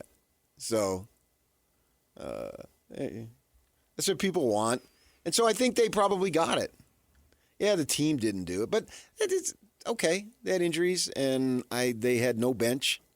And injuries weakened the bench because you had to move guys in. All right. But now Kevin Young is going to learn. He's going to put a better product out there. He may not have the number 1 pick, but the product will be better. It was better the first year. It was deeper. And you don't have to have the number 1 pick to do your Sweet 16 Elite 8 Final Four. And so now they go into year 3. And he's going to if this Branch kid pans out, he'll have another lottery pick. I mean, come on. It's the first time they had 2 guys drafted, not when they're 87 rounds. 4th round pick. Yeah. Yeah. That's like I never heard of the guy. 84. Before we were here, so. Well, yeah, they used to be 10, 11, or however many rounds they had. I don't know when they stopped doing that, but guys bringing in pros. He said it on we were there, his first night. They had a little ceremony for him, and he walked up on that stage. He's going to make it a place where you can come train for the NBA. We're going to run an NBA-like program. Yeah. He's delivered so far. They had a 3 guys in the NBA. They had a whole show. Yeah, 3 guys in 2 years is a good run. I mean, he didn't recruit Saunders, so but he coached him for 2 years, and he got to the NBA. Right. So you just claim that and move on. And the truth is, in this era of transferring, there's going to be a bunch of guys that you don't necessarily recruit. There's going to be a bunch of guys who play 1 or 2 years. They could start somewhere else and come to you. You're just going to claim it and move on. Right. Well, you also took Richie from a 6th man to the most improved player in the Big 12, so you can. Yeah, I mean, he was probably that's a classic example of a program guy sticking with it and getting better as he develops. And Kevin Young and his folks, they deserve credit too, because you're going to take the hits for losing. So, better take the hits or take the credit when you win. Yeah, and Saunders is a nice story, man. Stayed with it, worked, did what he needed to do. I think all these guys should explore. Why not? The system allows you to. I mean, there's a picture of him coming down the escalator with his wife in Lexington. Okay. Why shouldn't he? Find out what the market is. Kevin Young is going to take calls. And is he put out? I haven't heard him put out a statement say, "I will not take any calls from the NBA because I am the Brigham Young University coach." I haven't heard him say that. Should he? Don't give up your leverage. Yeah. You and I both lived in radio, and it's true in coaching. It's true when you're playing. Right. It's true in whatever business or people involved out there. Your bosses are going to pay you one thing. When they find out you might go somewhere else for another number, then you find out if they'll pay you a lot more. They're usually not going to pay you a lot more until you have that leverage. I became far more attractive to my wife when 2 other women asked me to marry them. Uh-huh. I better believe it. You're still making this up in your mind as you go? I'm just reciting fact. I'm doing what you do. I'm going back in history. Nice. Right? And hey, there's things you can count on. When you have leverage, you become more attractive. And as you get older, things mean more. We talked about the U.S. World Cup captain crying. Well, he's 38 years old. This is the end. Time's running out. Yep. Everything means more. If he was 24 years old, he'd be thinking he's going to be in the World Cup in 4 years. Jog off the field and get ready for the next match. But here he is. This is it. You get down to the end, and there's a song line, life gets mighty precious when there's less of it to waste. Yeah, it's the truth. So those things are true. And these players have leverage until they change the rules and you only get 1 free transfer. They should consider it. At least check it out. Until Dusty May says, I'm not going to listen to the NBA. The players certainly should be able to move around. Dusty May's gone to Dallas. Yeah, and good for him. Bye-bye. It's what he wants to do, strike while it's hot. He did twice. Going from, what was it, Florida International? No, Florida Atlantic. FAU, yeah. And to here, to Michigan, and then boom. What a 4-year ascension. Wow. That's amazing. And more power to him, man, right? And so Richie checked it out, and he stayed. He saw that it was good, and he stayed. That's even better. And if in the process you get a little more because they're worried you might go to Kentucky or wherever Rob Wright was looking, good for you. You played the game Kentucky well. also. Yeah. At least, if not more. And Rob Wright, he checked it out. He came back. So he essentially chose BYU twice now. Oh, yeah, I think you can just drop essentially. He did. He could have gone. He's plenty good enough. He could have gone somewhere else. He listened to their offers. He heard what BYU was offering. BYU had the advantage of building a relationship with him for a year, be on campus, know some teammates, know the coaches, all that stuff. But I'd have to think a player like Rob Wright, the money would be ballpark, if not almost to the dollar. That comes down to how good are these coaches getting at assessing the market, and how desperate is a coach with deep pockets? Will he not worry about the market and just up the ante by 10% so he can get whatever player? Well, maybe he actually turned down more money. Possible. Maybe he just looked at it and said, this is where I can be best developed, so I'm going to stay right here. That's cool. That's a great story.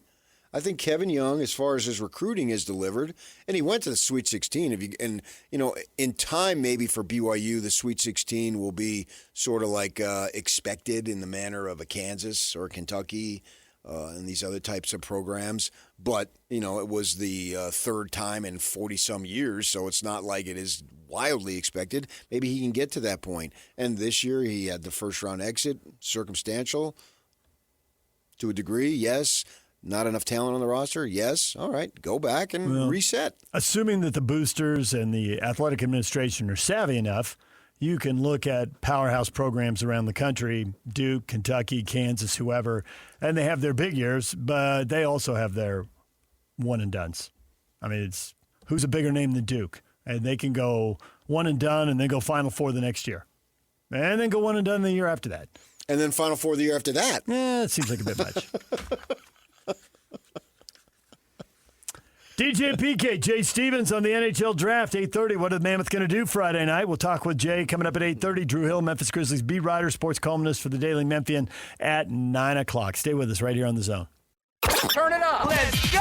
It's a new era for sports radio in Utah. This is the all-new KSL Sports Zone. As always, DJ and PK kick off your mornings from 6 to 10. Then introducing the newest addition to the KSL Sports Zone. The coach, Tim Lacombe, joins Scotty G every day from 10 to 2. And as you wrap up your day, Jake Scott and Ben Anderson are there with the best sports talk in Utah from 2 to 6.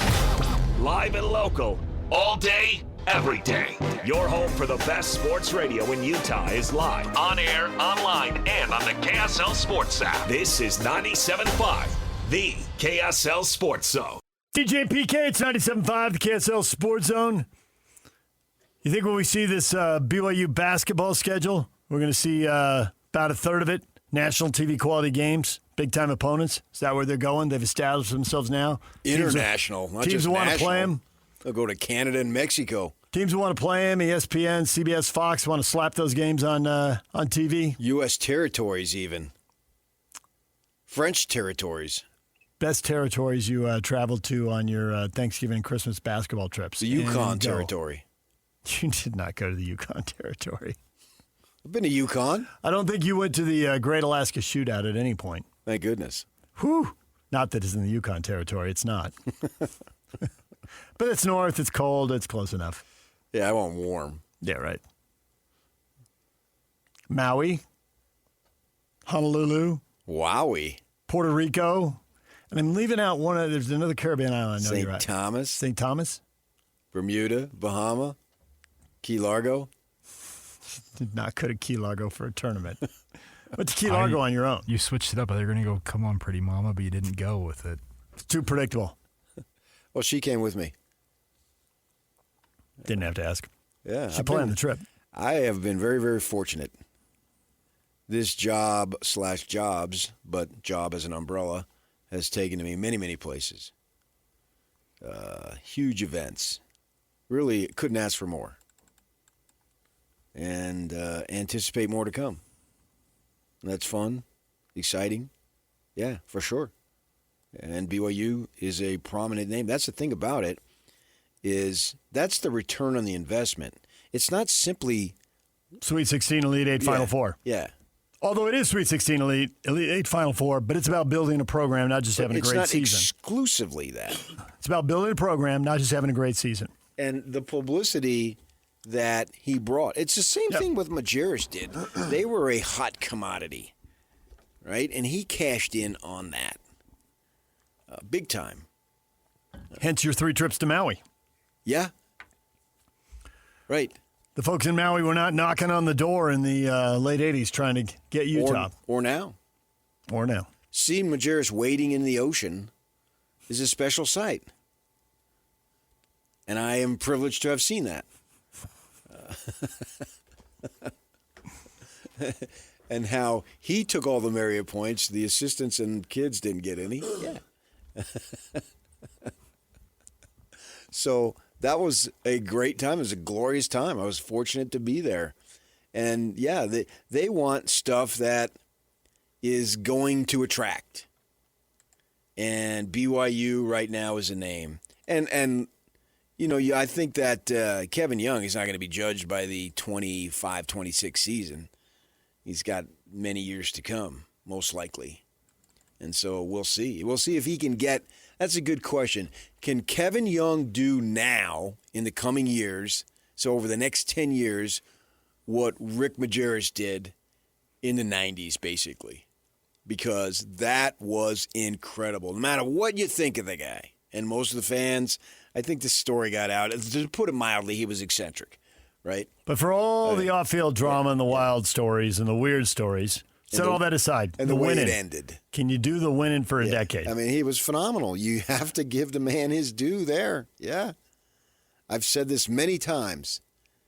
The highest smartest coach.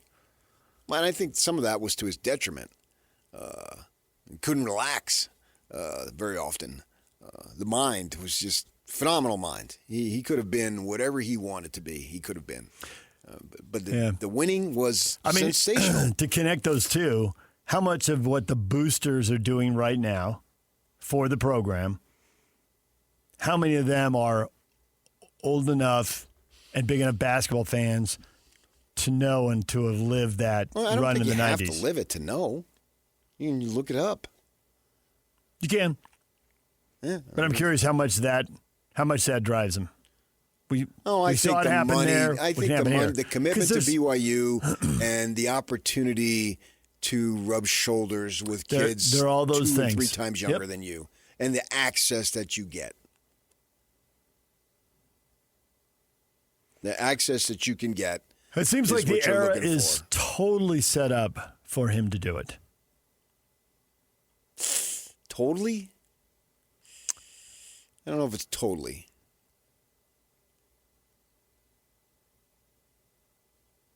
It's a completely different world than any. It makes it harder, not easier. Because other people are living in this totally different world as well? Yeah. Right. Majerus' core, we'd always used to joke on senior day, it would be they also all need to have the 3 or 4 guys that we would identify that he would kick off. Because it was going to be their last game. They just didn't know it yet. Bring their parents here. They don't know it. They're on the Hudson Center floor for the last time. We knew it because it became predictable. I remember sitting with you and discussing that very thing before a game. Yeah. One of the times we were killing it. And we were hands down. We were lockstep on the first 2 kids. And the third one, I'm like, well, maybe. And you're like, no. he's gone. But the core never left. The core even came back. There's multiple guys who could have gone to the NBA earlier, but didn't. Now it's an entirely different world because they do go. The one and dones. They won't have the 4 and dones. Right. Van Horn. Miller was 5. Yeah, he didn't play the 1 year, but yeah. And so I think that makes it harder. Majerus had to find a way to get these kids, but once he got them, they're basically there the entire time. And every single one of them, the core, from the time he got them to the time they were done, were substantially better. I really can't think of anybody who regressed. Didn't improve. Because if they regressed, he got rid of you anyway. But the core, even Keith, who had a phenomenal freshman year, but his body was so dramatically different by the time he was a senior. Yeah. Mike Doliak improved by leaps and bounds. Alex Jensen got bigger. And Kevin Young will never have that.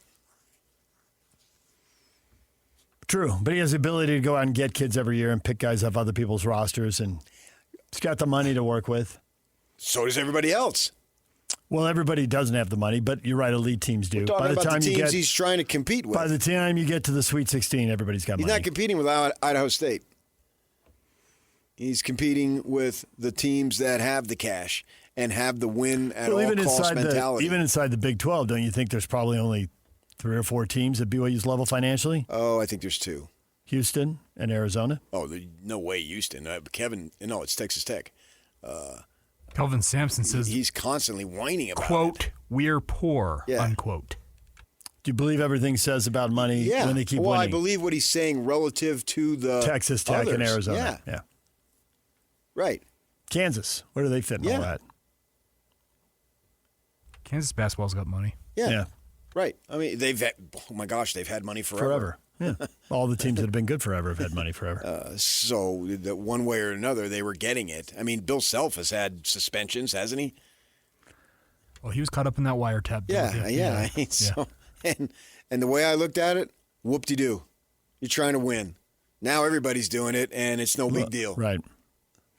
All right, DJ PK, it's 97.5, the KSL Sports Zone. Stay with us.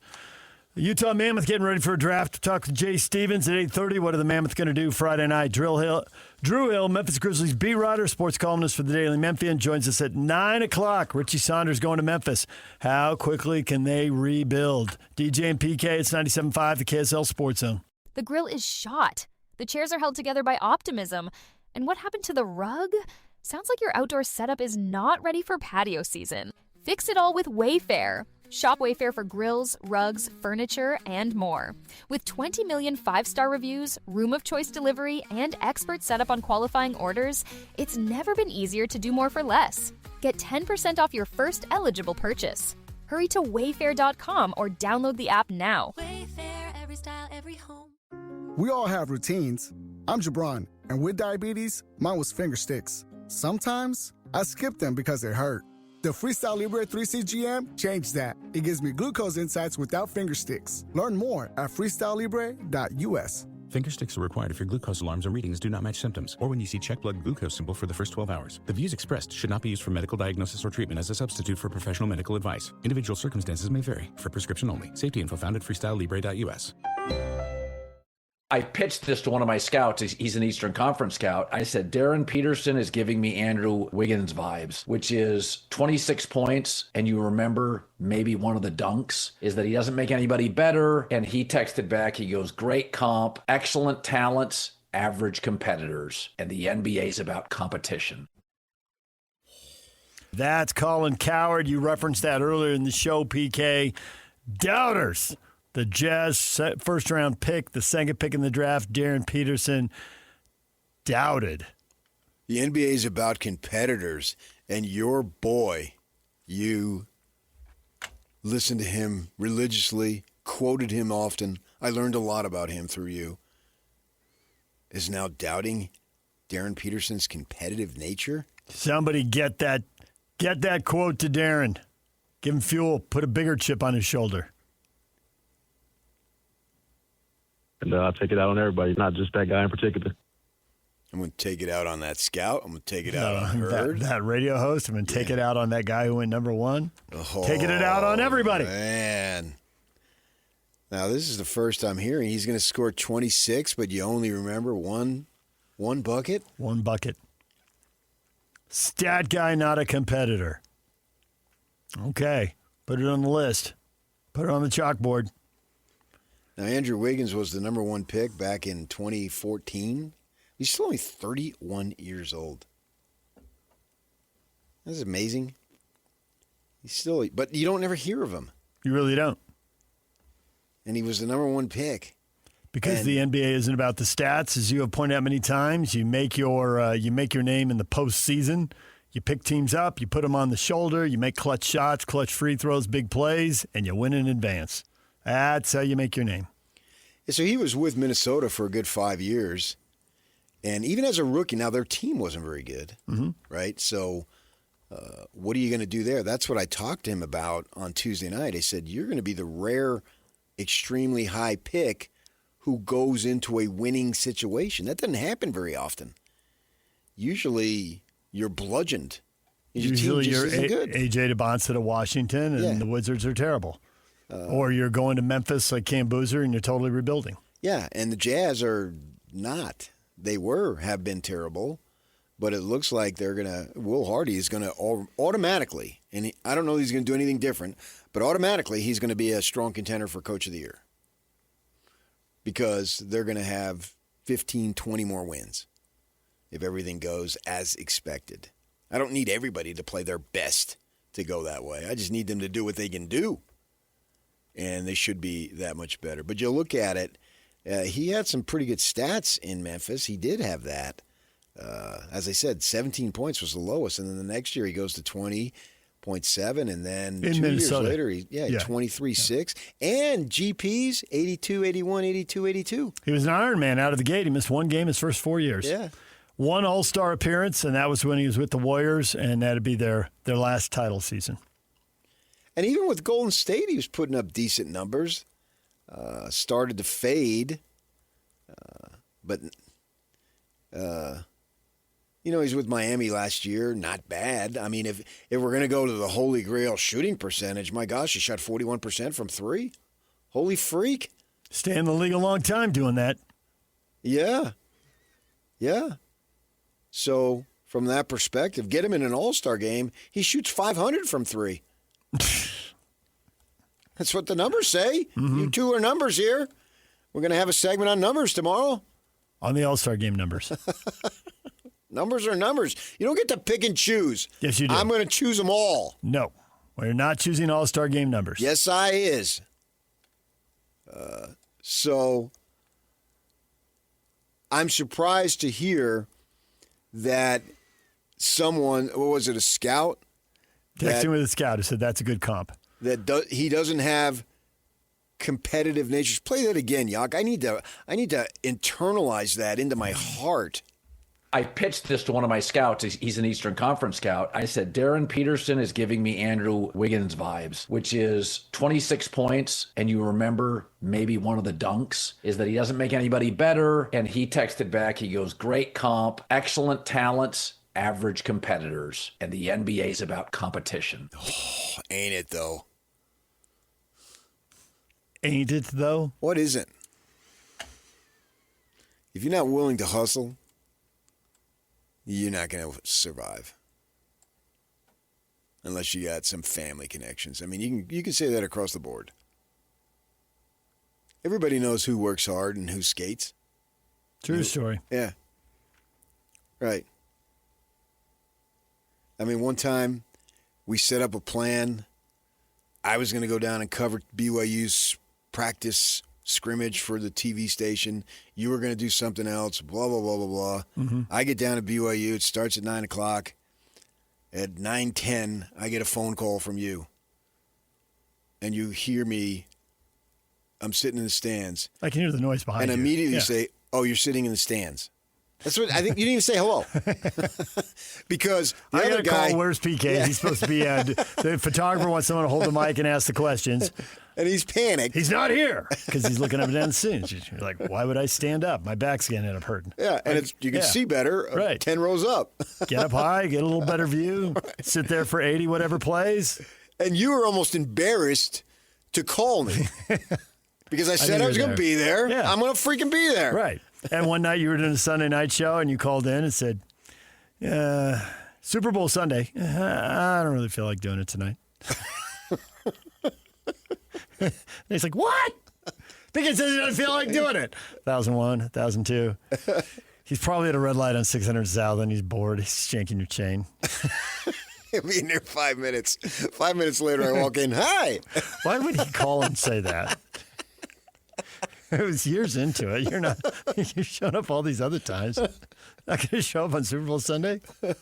So, you got to have a work ethic. And to me, I always said, when I was making my mark in writing, you could say I sucked as a writer, and plenty of people did. But if you called me lazy, that's not only an insult to me, it's an insult to my your father. dad. And insulting your dad is the quickest way to get on your you-know-what list. Right. Look at Wiggins' stats here. Like, he's a number one pick, and he was the Rookie of the Year. So there are high expectations. Can he carry a team? And what I see here is a guy who's pretty good as a role player and as a third option, but he doesn't carry a team. He couldn't carry Minnesota when they weren't good enough. He couldn't carry Miami when they weren't good enough. But you put him on that Warrior team, and like Steve Kerr is running him out on the court in the playoffs 30 minutes a game or more. A year they won it, he played 39 minutes a game against Boston in the finals. Played 30 in some of the other playoff series. So 22 and 23, I'm looking at all these playoff series, and there's no real stinkers in those 2 years. Well, he couldn't carry the Minnesota Timberwolves in his rookie of the year, and we've just gone through it, and the Minnesota Timberwolves in that year were 16 and 66. Yeah. A 19% winning percentage. So that's awful. Is he a franchise guy? I mean, that's the thing with these three at the top of the draft. They should all be good. You ought to be good, or you shouldn't be near the top of this draft. This isn't a place to be drafting a bust. But are you drafting the best player on a championship team? Or are you drafting the best player on one of the top 4 to 8 teams in the NBA? And the way it's going these days, guys aren't carrying their teams to multiple NBA titles. We've had 8 championships in 8 years. I mean, the Joker's awesome, but he has 1 title. Giannis is, well, I mean, this guy's nicknamed the Freak for a reason. We've all watched him play basketball. He does unbelievable things. He's got 1 title. Wiggins, he's number 1, so you want him to be that guy. And he was really good for the Warriors when they won the championship, but he's the 3rd guy. Steph Curry's I know, the guy. but that would be a disappointment. It would be. And I think there's also the connection that he went to Kansas for 1 year. Okay. I wonder if he would have gone to Florida. As far as size, Wiggins is a 6'6" guy, the 6'5" player here. You got decent size. You're not identified as a small player, but you're also not big, physically dominant. But you're good enough. You're big, you're big enough. Yeah. There have been a lot of great players in that 6'5", 6'6", 6'7" range, sure. Right. Been a lot of great players. And plus, as a 19-year-old, Darryn Peterson will get stronger. You just have to, and he will, obviously. You even look at MJ. He was sort of a string bean when he first came in. He played 3 years of college ball, and he was tough. Mm-hmm. By the time he realized, okay, what it takes here, he was chiseled. I just wonder if that is just because of the nature of he sat out. How long is this going to dog him? If he plays, if he comes out, till and he we're dominates. sitting here in 80, but even I don't know that he's set up to dominate on this team so soon. I agree. agree. I think he can get rid of the non-competitive nature if he plays in 164 games in his first 2 years. That gets rid of some of the stuff. It certainly gets rid of the sitting it out, won't play through little things and all that. It handles that part of the story. But then the Wiggins comp, are you the 3rd guy who in the course of the game makes a play here, makes a shot there? Yeah, but if you're the 3rd guy to Steph Curry, okay. If you're the 3rd guy and they win the championship, then it just becomes a footnote. You're right. Cam Boozer and AJ can be the guys. I mean, everybody's got something to battle here, and that's what Peterson has to battle. And Colin Cowherd says it, but a scout's texting it, and the Wizards are deciding it because if they thought he was really the guy, they had the number 1 pick, and they could have taken him. But maybe they just thought AJ was better. But see, I don't think that. Well, that's interesting. What if there's more than one guy in this back to your Olajuwon Jordan draft? Battling you're not athletic enough is not the same thing as battling you're lazy and not competitive. I get it. One hits harder. 1,000 times harder. Cam Boozer can't do anything about his vertical. It's like the guy who throws 92 doesn't throw 98. Sure, he wants to throw 98, but what is he supposed to do? He's got to find other ways to beat you because he doesn't throw 98. If he could, he would.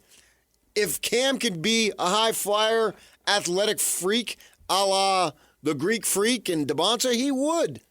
But in a sense, for him, the good thing is he's not, and he's still managed to dominate. So he's using his brain, not just some out of the birth canal skill that he has or was blessed with. I actually like that more. Jalen Brunson. Get the most out of what you have as opposed to... But if you're lazy, it does, and you're non-competitive, you're not getting the most it out of what you doesn't have. matter what skill level you have.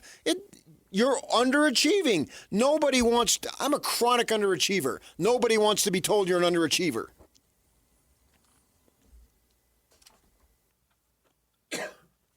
But all these doubts about Peterson, why he went 2. Unless there really are 2 or 3 guys in this draft who are going to do it and win championships and be the guy. Oh, I think it's because he sat out. I think it absolutely is. Because I've seen enough of him to know, and we've been saying it for weeks, it's not just now, since Tuesday night, that he is the most skilled player in the draft. I came in probably 2 weeks later, after we had Austin on, that they believe he's the most skilled, and they've answered the questions about the negative, and if he's available, they will take him. He's got enough size. He's got enough skill. If he's got the competitiveness that we just heard doubted, what's he missing? That's it. That puts the puzzle together. Nothing. But he's going to have to answer that. I don't think he needs to go 25 right off the bat, or a second year. And given the makeup of the team, I don't really expect that. Because everyone's going to understand. They got 4 or 5 guys who can score. Accomplished players. Yeah, they got 4 or 5 guys who can score at a high level. It would be the same thing if Jaren Jackson was coming in this year and they had players like him combined with the players that have, and Darryn Peterson was a 5-year vet. I wouldn't expect Jaren Jackson to light it up. Now, if he's playing with Memphis, it's another story. Which he did play for Memphis. Yeah. But if Boozer wins the Rookie of the Year, you're 0% surprised. Because he's going to get FGAs, man. Right, and he's going to have the ball in his hands a lot. So he's the future. He's going to score. He's going to get assists. He's a good rebounder. He's going to put up the numbers. And AJ is going to have to watch Trey do his thing for a while. And he can't be building stats when the ball's in Trey's hands. And I think that's what we're going to see here. And Peterson here with 4 or 5 other guys who can score. Any one of them could probably put bigger numbers on the board, but the fact they're all there and all able to score is probably going to limit everybody. Although I don't know this, I suspect when the management group was in Canton last week, that they presented a very positive picture for his development. Maybe even oversold it to get him thinking, okay, I have to earn my spot. Mm-hmm.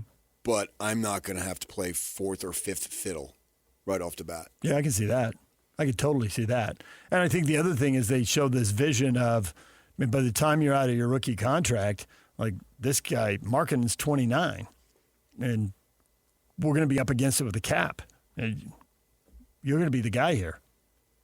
And it's easy to see 2, 3, 4 years how quickly his role inside this team can change. Like the path forward, he's got to take it. But if he does, it's right there for the taking. I like the fact that they have big ears. You got to block out the outside noise. No. Why?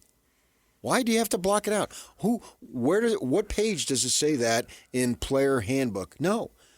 Don't get consumed by it and don't spend all your time with it, but hear those things that motivate. Why did Utah kick the crap out of Wyoming? Because Kyle had big ears and he heard it. Yeah. Why did Jordan? Why did Kobe? Because they had big ears and they heard it. Right. Yeah. You can't. My gosh, I've heard I can't 1,000. I don't hear it anymore. But for a long time, I heard it. And I'll show you I can't. Yeah. And I'll only not show you, I will continue to show you for as long as I live. And I will beat you into submission for as long as I live if you think that about me. Yeah. I kept score every step of the way. Yeah. I forgot the good times. I haven't forgotten one bad time. It's the truth. It is not. You remember the good times.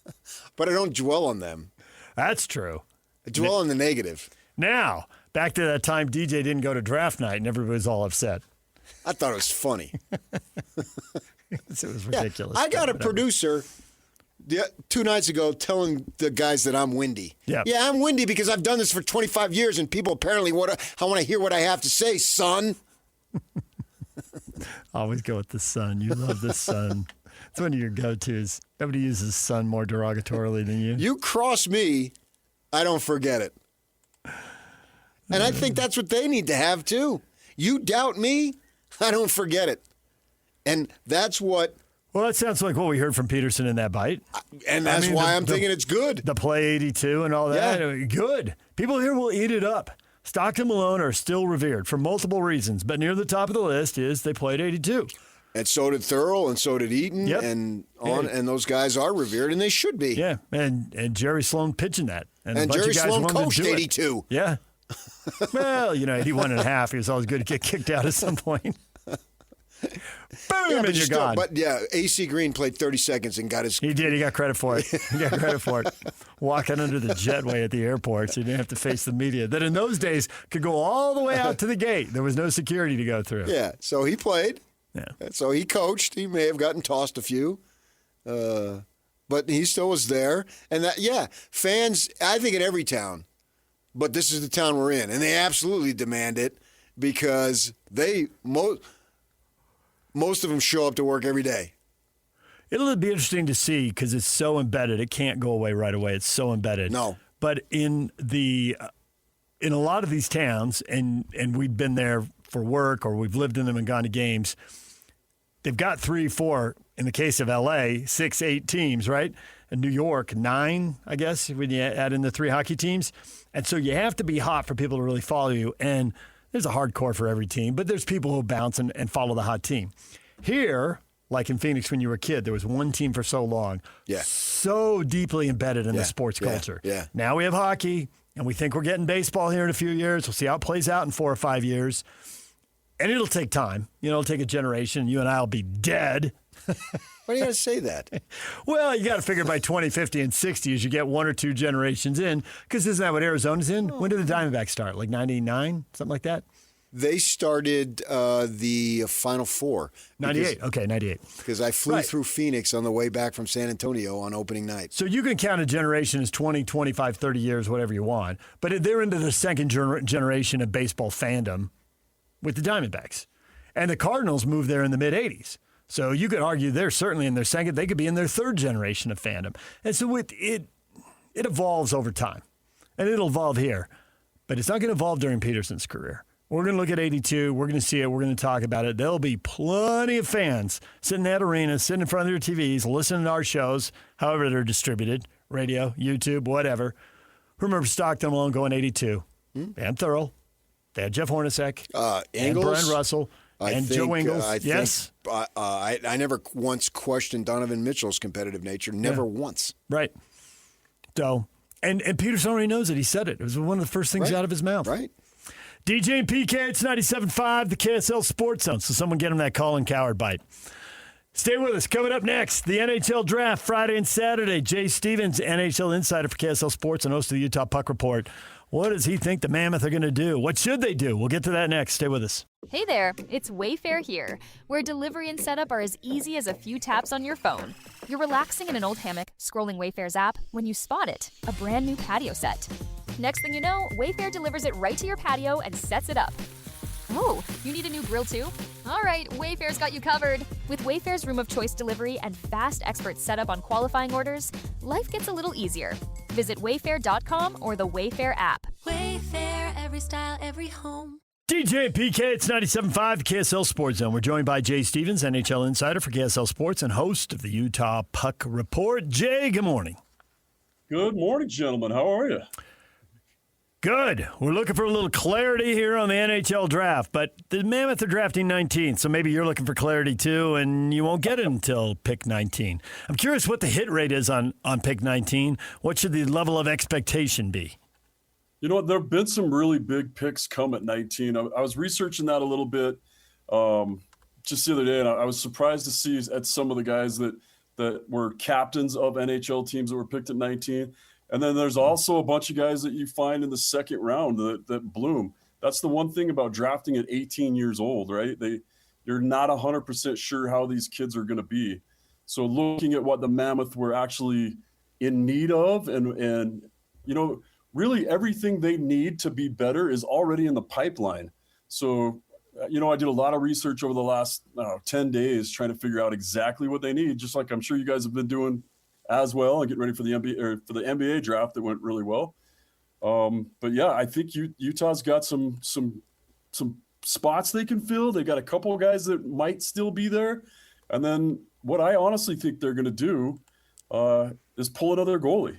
And I haven't heard anybody else talk about that yet. Yeah, we had somebody on, I can't remember, earlier in the week was talking about that very thing, that, what do they need? And certainly he mentioned that position. And so we'll see how that develops, and maybe they go not necessarily through the draft. Do you think there are other ways? And they've got at least one prospect in the pipeline, but how do you think that they will address that particular need for what's best for this coming season? Yeah, for this coming season, they're going to have to pick up a goalie off free agency. There's a lot of talk right now about Utah doing something with Detroit to pick up Dylan Larkin.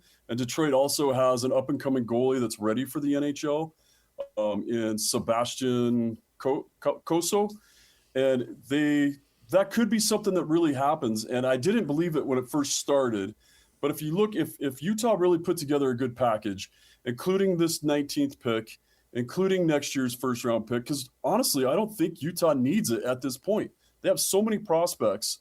They're going to be good for so long. They could skip a couple of years of first-round picks, pick up a player that they plug in right now.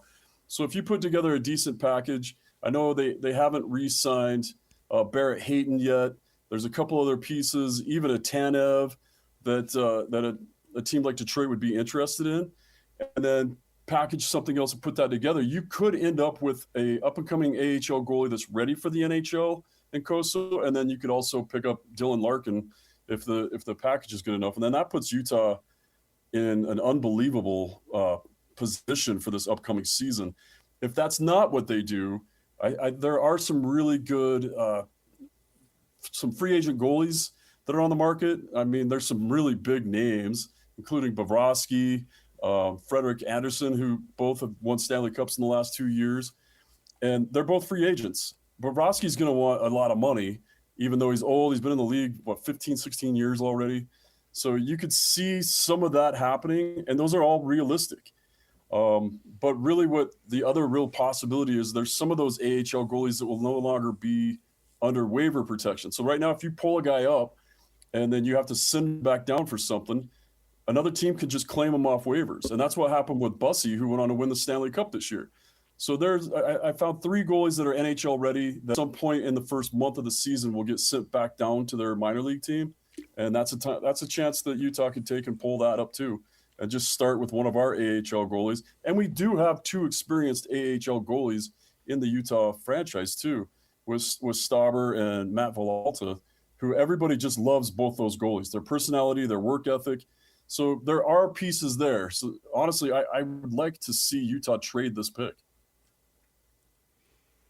There's also the theory that they got a lot of guys who are born in the 90s, right? So you're all 26 or older.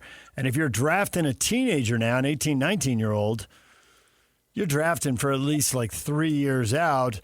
Isn't there a theory you can never have enough good, young, inexpensive talent?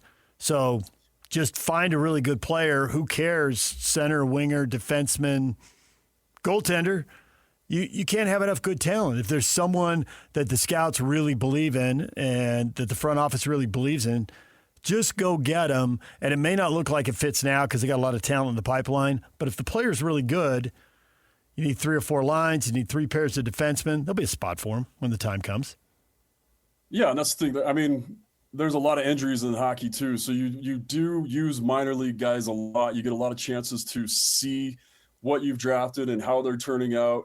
And just because you draft somebody now, it doesn't mean you're going to see them for 3 years. Like everybody just assumed Tijagindla was going to be in the lineup the next season, but they sent him back down to juniors for 2 years to cook, and there's no guarantee he makes the roster this year. And you're right; those guys are cheap. Your first 3 years are $970,000, and that's for every first-round player. You get $970 up front, $970 a year for 3 years once you sign.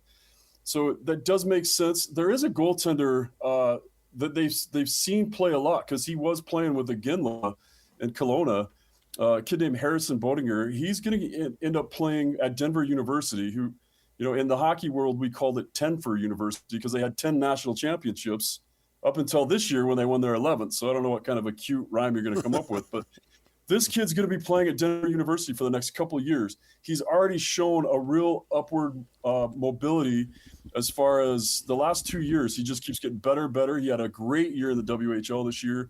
and he's going to be on that team that's not only do they win, and a lot of times you don't look at goalies on winning teams, but this kid's played in a lot of hard spots and just keeps winning. So you're going to put him in Denver. They have great goalie coaches in Denver. They have a great overall coach in Dave Carl.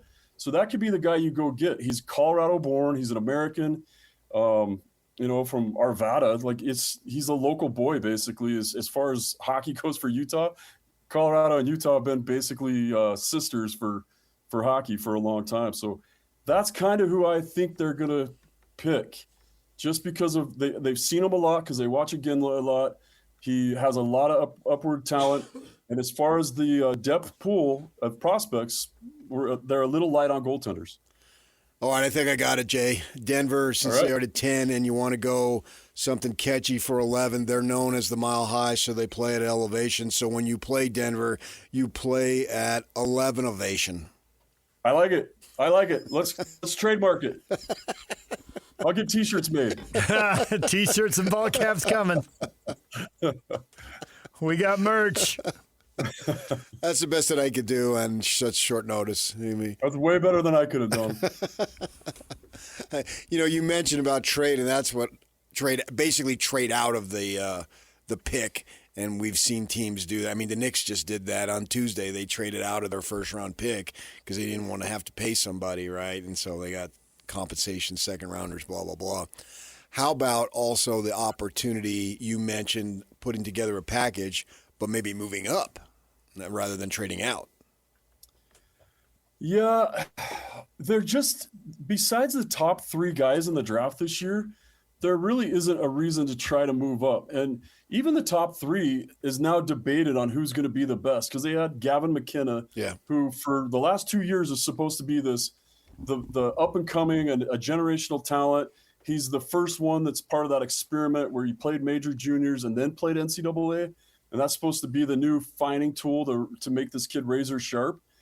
And there's a real debate whether or not he's even going to go first. So you got maybe your top 5 will be great. If you can't get number 1 or 2, I can't see moving up, especially when you have so many top 10 picks just chomping at the bit right now. And you're right, it's fine to sign one and put them in the minors, but you've got so many that are going to take up spots for the next 5 or 6 years that I can't see giving up anybody to move up unless somebody's willing to take Tanev and I don't even know what else you'd offer up. I know a lot of people keep bringing up Peterka. There's no way. Plus, he has a no trade.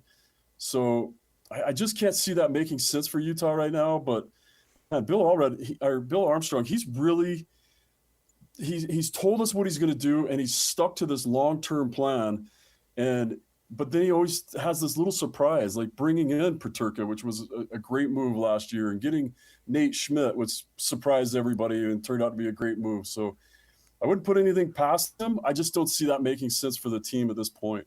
The thing about Peterka, there were certainly some good things and some good numbers, but it wasn't really what people were hoping for. They were hoping for, the tape measure grand slam homer but given him a year, he's still relatively young and he gets traded. Is there a chance that he settles in and that this year looks a lot better than last year? Even though last year had some decent numbers in it, couldn't the goals and assists and the production just go off the charts in year 2? Would that be that big a surprise? It wouldn't surprise me at all. And that's the one thing I've been saying about Peterka the whole time. People keep comparing him to Doan. And Doan had a breakout year this year, which is great.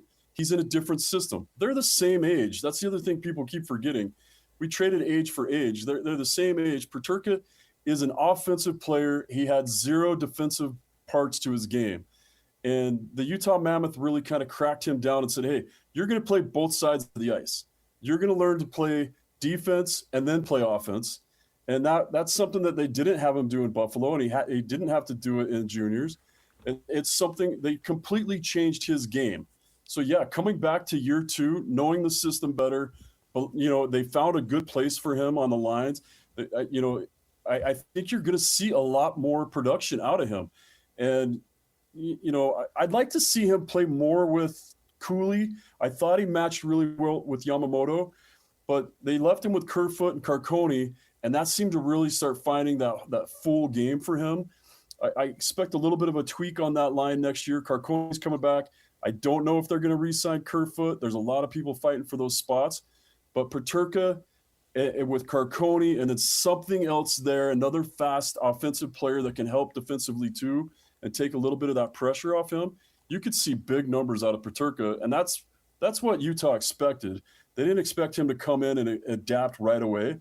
They knew he was going to struggle a bit fitting into the new system.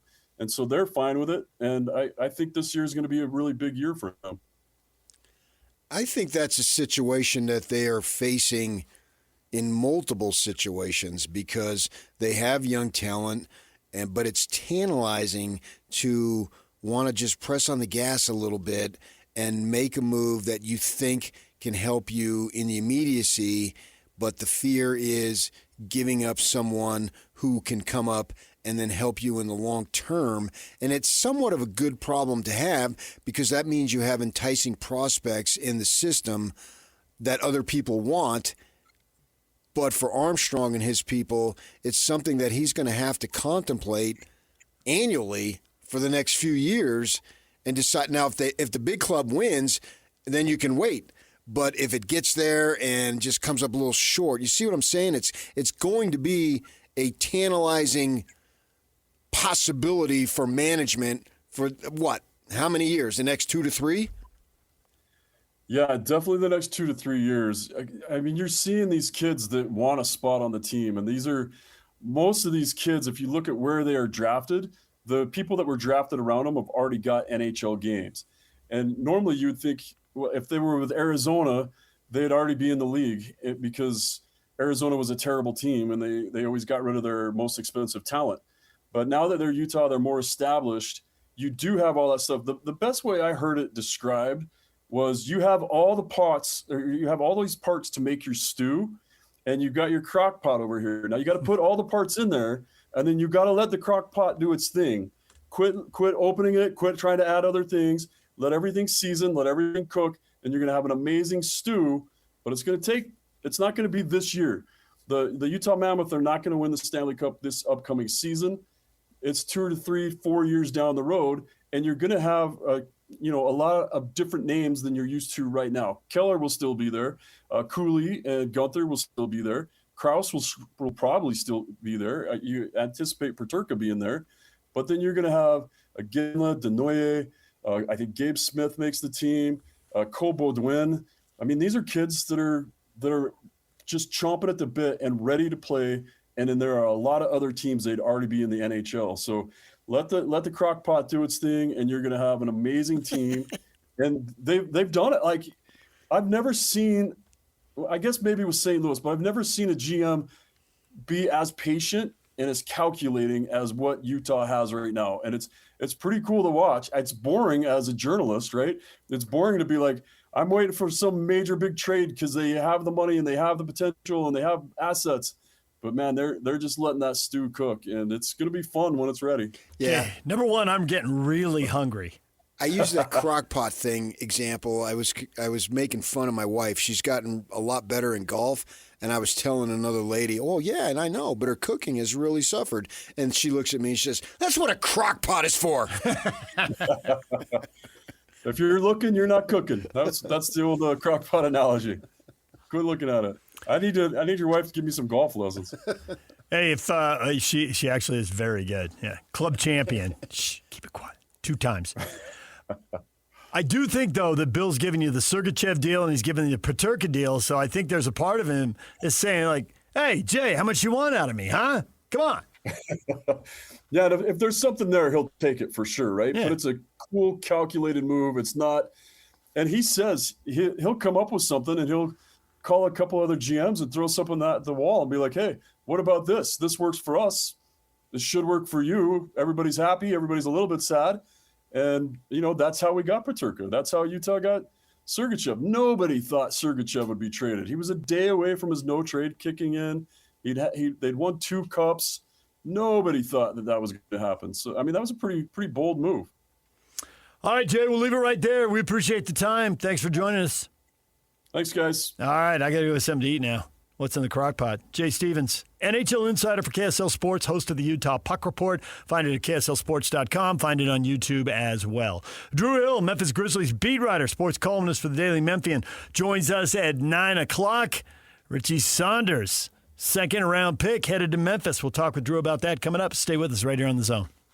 Turn it up. Let's go. It's a new era for sports radio in Utah. This is the all-new KSL Sports Zone. As always, DJ and PK kick off your mornings from 6 to 10. Then introducing the newest addition to the KSL Sports Zone. The coach, Tim Lacombe, joins Scotty G every day from 10 to 2. And as you wrap up your day, Jake Scott and Ben Anderson are there with the best sports talk in Utah from 2 to 6. Live and local, all day, every day. Your home for the best sports radio in Utah is live, on air, online, and on the KSL Sports app. This is 97.5, the KSL Sports Zone. Join the KSL Sports Zone at JCW's in American Fork for the NHL Draft Roundtable Friday from 2 to 6 at 580 East State Street. We made our mark doing mostly local sports, PK, and this isn't local. It's a national story, but it's one you just shared with me. And I do wonder if the WNBA will come back at some point. Not until that arena is done being remodeled. There's no point. It's a summer season, and they're remodeling again this summer. WNBA back here. Yes, and bring the WNBA back to Utah. And it won't be next summer because obviously they're going to remodel the arena there. And I've heard Ryan asked about it, and he's like, we got a little bit on our plate right now. But he also didn't rule it out in the long run. 5 years, 10 years, I don't know. It is interesting, like, what sells? Sex. And what do people want? Yes. Thank you. Because you told me that. I did. You said just wear tighter clothes on TV. And I did. Sex sells, PK. See? There it is. What sells? Right. Sex sells, PK. That just makes me uncomfortable. It does not. You're enjoying this a lot. I look hot in leather. What can I say? See? He told me to do it. PK, take it off, baby. She told me to do it. Look at you taking orders. Can't make a decision for yourself. Way to pass the buck. So, Caitlin Clark, did you see the opponent with the hand on her neck last night, and then somebody stepping over? And it's like there's always something. Going on with Caitlin Clark. I got the WNBA package. You do not. Fetch, I don't. Okay, fine. Give me that quote. I covered way more WNBA games than you ever did. How many did you cover? I covered them in Phoenix, in L.A., in Cleveland. Mm-hmm. That's 3 road games. I definitely didn't go to road games. With a lot of home games. Yeah, well, that's more. I mean, I was the Phoenix, L.A. You were the Phoenix, L.A.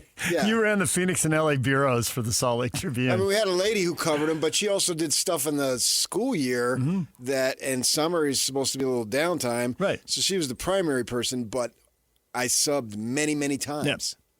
I remember going into the Phoenix coach's office in a pregame to get a notebook, and Cheryl Miller said she doesn't talk pregame. And I looked at the PR guy, or whoever it was, I don't know, lady, whatever, that doesn't matter. And I said, what? I've talked to Hall of Fame coaches for years in pregame to gather content for a notebook that you need to send at halftime. I was amazed the first time you told me that story. It's just celebrity, man. Little entitlement. I've gone up to Lenny Wilkins, who recently was deceased. You got a minute? Yes. Sit down. Now, so many people are doing that now that now they run them out and it's like a press conference. Yeah. And it's not just the home team. It's like Will has his, and then like 10 minutes later or whatever, you walk down, everybody walks down the hallway together, and you walk in and listen to the visiting coach. Yeah. Over at Delta Center, you name it. You got a minute? Yeah. Sit down. In the pregame. Anyway. They got nowhere to go. Game's not. You've done all your prep. Sell the league. Yeah. Sell the league already. The NFL does it. You can do it. But that was just one. I mean, I'm sure there's plenty of them who are. There are plenty of others, yeah. So I'm curious what happens with that in the long run. And then with Caitlin Clark, she's just a lightning rod. People love her and people hate her and everybody watches her. I saw her as a sophomore at Iowa, and I came in and said, this gal is just incredible. She's lightning quick. She can shoot the lights out of the ball. What's there not to like? It was really all this other political stuff. I'm not going to go down that road. It's the closest thing we've seen to Jim Romania, where something that wasn't in the highlights is all of a sudden on all the time. It doesn't matter. And now social media is a much bigger deal than it was in Jimmer's era, obviously. But whether it's social media or highlights on shows or cut-ins during games, everybody wants to see the latest. Where are you shooting from now? Yes, and I think women's basketball as a industry for talent has come a long way. I can remember someone, I don't know if it was Elaine Elliott or somebody, telling me, well, the women's basketball as a high school sport has been around 25 years. Hey, well, what do you expect? Yeah. Young girls didn't grow up with the idea of playing this sport until the 80s. It was mid-70s in San Diego. They started doing section championships. So it's made advancements. It will continue to make advancements. I get that people might be jealous of her because of all the attention, but her attention is based because of her ball-playing ability, not anything else. I don't know, other stuff maybe. But I separate all that. I try not to get into anything that's off the court because then it ruins my enjoyment. And political and racial and all that stuff. Business. You don't like the business stuff either. I don't. I just want to watch ball. And whatever ball is baseball, football, on a scale basketball. of 1 to 100, what number were you at when you found out the Utes were switching to Adidas? Okay, I read the thing, but I don't care. About a 10. Yeah. Yeah. I mean, who cares? I recognize for them it matters and so forth, and you got to make money and you got to stay up to date, blah, blah, blah. But for me, I just want to see Devin Dampier do his thing. I probably got 13, maybe 14, 15, I don't know, watching him play for the Utes, and I like watching the kid play. That's what I want to do. All right, DJ and PK, it's 97.5, the KSL Sports Zone.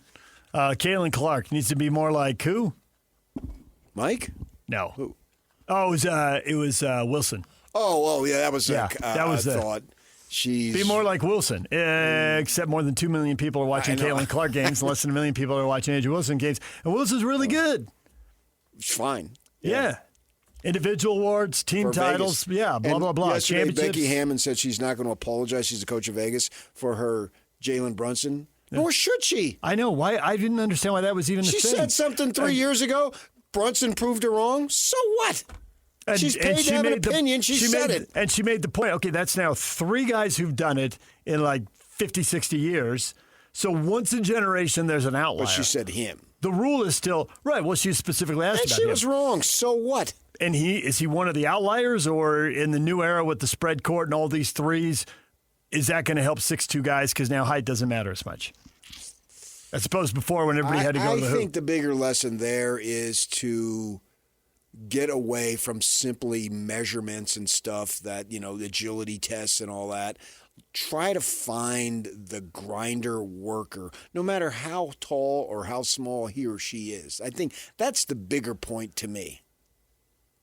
But if it's just going to be once in a generation and he's a once in a generation guy, it's still going to inform decisions. But if I got 5 guys or 5 young ladies out there who ball like there's no tomorrow, then you can be the once in a generation team. I'll take my chances. And at least if I lose, I know I laid everything out there and I can hold my head up. Drew Hill, Memphis Grizzlies beat writer Richie Saunders going to Memphis. We'll talk with Drew next. Stay with us. The days are longer, the calendar is filling up, and I want to feel as good as this beautiful summer weather.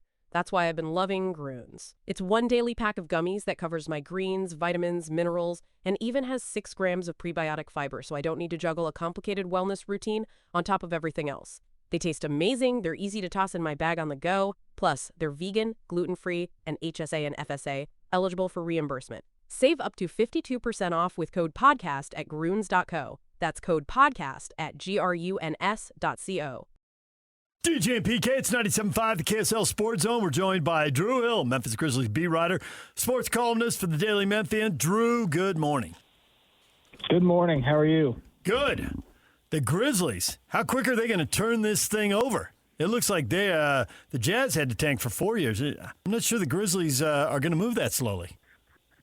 No, I mean, they're hoping it's not going to take quite as long as it took Utah to change things around, but at the very least, this team is going to be a lot more fun next year. I think they have made that clear. Adding a player like Cam Boozer, who everyone knows. I mean, the city is ecstatic about adding someone like him. And then Isaiah Stewart, who keeps things interesting, as well as Richie Saunders and Kareem Lopez, who both have very interesting stories as they now come to Memphis. The team will be introducing everyone except for Isaiah Stewart there later this afternoon, and it's safe to say people are really excited. It's been a difficult 3 years here in Memphis because they had to turn the page on the last era, which started with a lot of promise and trended the wrong way over several seasons. And I think people were really dreading like the restart, the rebuild, the push of the button, and they did it. And pretty quickly afterwards, that the opinion started to change and people started to get excited again. What did you hear about as to why they liked to draft Richie Saunders, obviously very high in the second round? Yeah, so I think Richie fits what the Grizzlies have prioritized over the last few years in the draft. When you look at their history, about 75% of the players that Zach Kleiman, the GM here, has selected in the draft, about 75% of them are older, productive college basketball players with high efficiency numbers. And to his credit, I think the more analytical approach to drafting players has really paid off for the franchise in the past. I know they haven't had the success at the highest levels of the NBA, but a lot of these guys that they've grabbed in the second round have turned out to be tremendous players. This is, Jalen Wells, Vince Williams Jr., even John Conchar, who signed as a two-way player and went undrafted. Like they have been able, Gigi Jackson, they've been able to nab a lot of really high-level players late in drafts. Now, some of them come with different profiles, like Gigi and Jalen Wells, not quite as productive in college. Most of them fit this mold that Richie Saunders, will enter Memphis with. You can kind of compare the way he played to, some of the statistics of Asante Aldama, right? Every player had some sort of defining trait. And I think for Richie, they're really excited about his competitive fire, his toughness, and his shooting. Memphis had a real problem last year, which was that they just weren't tough enough. They had a team that was too much finesse and not enough physicality. They went completely in the opposite direction when they drafted Boozer and traded for Isaiah Stewart. And although he's a guard, I think Richie, they think, is going to bring a level of toughness and competitive fire that they desperately need. So they're excited to add a new shooter, somebody that they think will be great in the locker room. It remains to be seen, what kind of contract he's going to be on. I think they have to sort of wait for the rehab process to play out and see what sort of space that they will have for him on the roster. But they're definitely excited for him to get to Memphis today. The second round picks really aren't names. It's not stars. I mean, here, we're just hearing about the Joker, second round pick, MVP and all that. But there are guys who consistently play 15, 20 minutes a game. And so many second rounders don't even stick in the league. So if you can find someone who can play 15, 20 minutes a game, I'm curious if the Grizzlies identified their starters going forward. How many of the guys can you look at and say, there's a guy, even if he didn't start, that guy's going to play 30 minutes a game? Those are starter minutes whether you come off the bench or not. How set is that, and how much is that still a work in progress for Memphis? Yeah, that's a great question. And 30 minutes per game is a lot here. I mean, they've got a coach who comes from Europe that runs the short shifts, and there's been a lot of complaints from fans that, that they don't play their starters enough. I think there are three in particular that are solidified. That's Cedric Cowherd, Cameron Boozer now, and Zach Edey. Those three are the pieces that they're really looking at as their building blocks going forward, their long-term options. I think they feel good about Jalen Wells and where he has gotten to at this early stage of his career. He isn't an overly flashy player. He's not going to get a lot of attention outside of Memphis, but he is very consistent and as solid as they come. I don't necessarily think he's solidified as a long-term starter yet, but I think he's definitely in the conversation as a piece that the Grizzlies feel good about going forward. So I would start there. I think beyond that, the future of Ja Morant is likely not in Memphis, as everyone has continued to report. I don't think anything is changing with that. And so there's kind of this backcourt logjam that they have right now beyond Ja of players, some young and some older. Ty Jerome, Scottie Pippen Jr. They traded for Walter Clayton, as you guys know, out in Utah. They have a bunch of different options in the backcourt. Now you add Richie Saunders. It'll be really interesting to see how they sort of deploy those guys. And I know I'm on the phone to talk about Richie. I could see him playing, when he comes back from this ACL injury. I could see him playing a role like you see Baylor Shireman play for the Boston Celtics, where he was on the court for, I think, 77 games and had an impact. That he was able to play on the ball, able to play off the ball a little bit, was a shooter and was able to grab some rebounds for Boston, long rebounds, and I think help them space the floor for some of their more physical players. I think that's the type of role you could imagine Richie Saunders and the fit, where he could make himself fit in with Memphis early on in his career.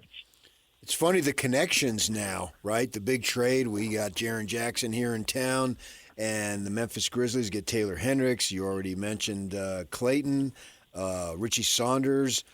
Even I think we're going to be watching with a keen eye Cameron Boozer for multiple reasons. He was actually born here because his dad was playing for the Jazz, but certainly, obviously, the Jazz could have drafted him, and they chose, and then Memphis willingly, I think gladly, and I think they're going to get a fine ball player in Cameron Boozer. So the connections are strong between these two teams here. It's kind of funny how that worked out. Give us a little insight now. It was just, the extended end of the season, but how Hendricks and Clayton worked out for them.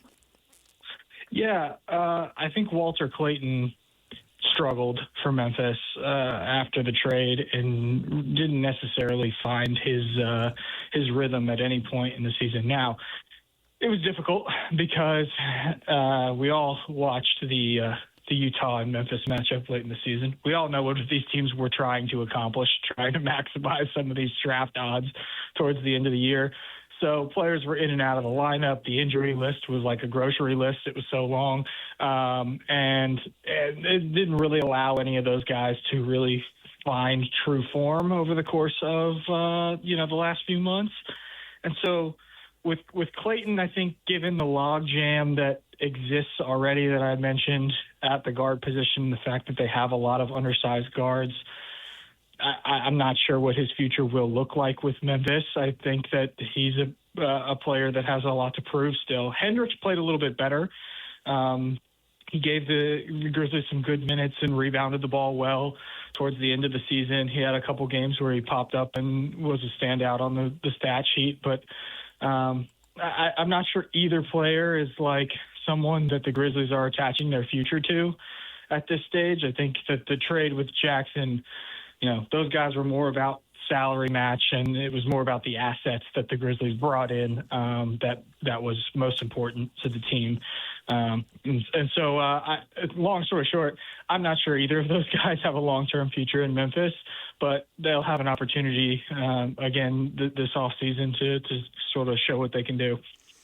We just had the story about a trio of trade rumors popping up with Jaylen Brown in Boston, LaMelo Ball in Charlotte, Kawhi Leonard with the Clippers, and then, it's like almost immediately Ball gets traded to Minnesota. I didn't hear Morant's name in any of that. Is there any market for him at all? Will he just be bought out and do the stretch thing that Milwaukee did with Damian Lillard? Would they actually bring him back and put him in a locker room with all these young guys? What does the future hold for him here? Yeah, there's uncertainty with that for sure. I don't think that there are answers, in June for some of those questions. I do think in terms of a market, there's still some confidence that something will get done, that somebody will eventually make a trade and Ja can find a new landing spot. But if that does not work out, I do think it is a possibility that eventually you get to the point where there's a buyout situation that allows Ja to go somewhere he would like to go versus wherever the Grizzlies would like to trade him. I think, it's surprising still to some Grizzlies fans here that the player that arrived in Memphis that had by far the biggest platform and was the biggest star that the city has ever had from a celebrity standpoint, that the Grizzlies would be so eager to part ways with a player like that. And so, I think for a lot of people, they see the name Ja Morant and they think, well, how can the Grizzlies not get anything for that guy, especially folks locally? And the reality of it is that he just hasn't played in enough games to inspire confidence to trade for a player like him. He's just had too many injury problems. There's the history of the stuff off the court, although that's now several years in the past. So maybe they can just sort of put that behind him. The problem is that he's a very expensive player who still has 2 more years on a max contract, and he hasn't played in basketball games. And I can understand why NBA competitors, teams that are looking at Memphis trying to figure out who they might want to add to their own roster, might be a little turned off by that. Are they looking, in your opinion, to have the foundation going forward be Boozer? Yes. It'll be fascinating to see what he has to say today, because in the past the team has sort of tempered down expectations when it comes to these rookie introductions. And, it's one thing to do that for players like David Roddy and Jake LaRavia and Santi Aldama and those types of players that you took in the middle round of the first. And it's another thing to introduce a player like Cameron Boozer, who they hosted a draft watch party for, and thousands of people showed up at the arena to get excited about him. And he played for the most prominent college basketball team on national television every single night, and every fan knows him. He was a National Player of the Year winner as a true freshman at Duke. He's the son of an NBA legend. He's just so high profile that you can't really hide the expectations if you're Memphis this time. And so I'm very much looking forward to what Cameron will have to say today when he is asked, which I'm sure he will be, how he plans to be the new face of this franchise and, what sort of requirements come with that, because there's been frustrations. It's been obvious there's been frustrations with Ja and the way that the last iteration of this franchise sort of fell apart, and the responsibility that some of the star players had in that. And they want somebody that's going to get into Memphis and is going to be a leader and is going to change the course of this franchise and change the direction and make everybody sort of feel more optimistic than they have in the past. And that's going to be Cam's responsibility. It's a lot to put on an 18-year-old's shoulders, but I think if there's anybody to do it, it's Cam. I had the chance to talk to Carlos in New York at the draft the last couple of days, and, he seems very, very excited for his son and thinks his son is ready for that responsibility. So it should be a fun day as they introduce him here at FedEx Forum. I would think that Boozer should be the early front runner for Rookie of the Year. I mean, AJ Dybantsa figures Trae Young just got $200 million. I figure he's going to get 200 million touches and shots. So AJ's going to have a hard time building massive stats because Trae's going to have the ball. And then in Utah, there's 4 or 5 guys who can score. So Peterson will score, but I don't think it's going to be outrageous because there are going to be a lot of guys getting shots. Whereas it looks like Boozer could have the ball in his hands a lot. He's a good passer. He's a willing passer. He can score it. I don't see why he won't pile up a bunch of stats there and make himself the front runner. Am I missing anything? Yeah, no, I think he is the technical front runner if you're going to go by the wise guys in Vegas to win Rookie of the Year.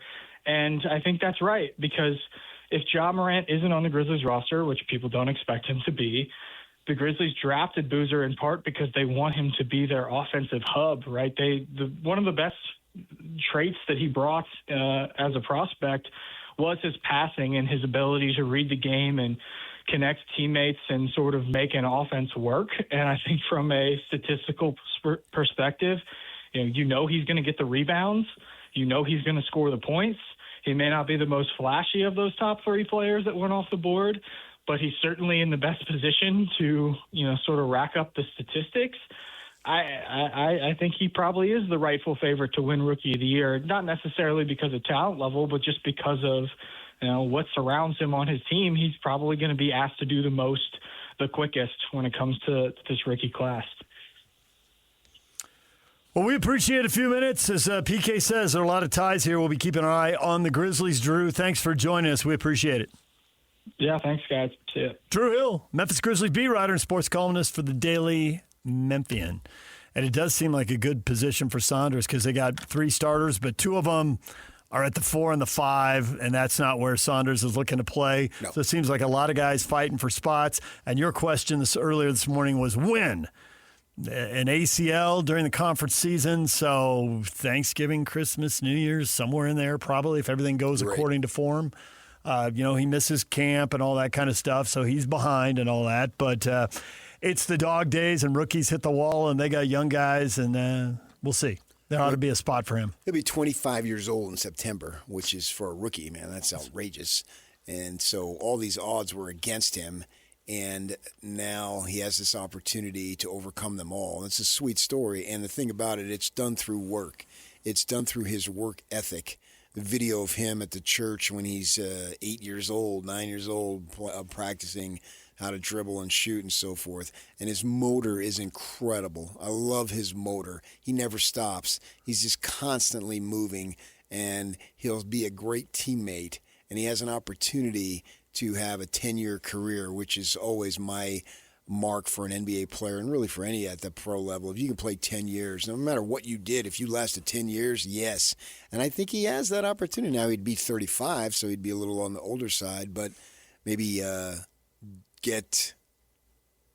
kind of see him as in the manner that Taysom Hill was.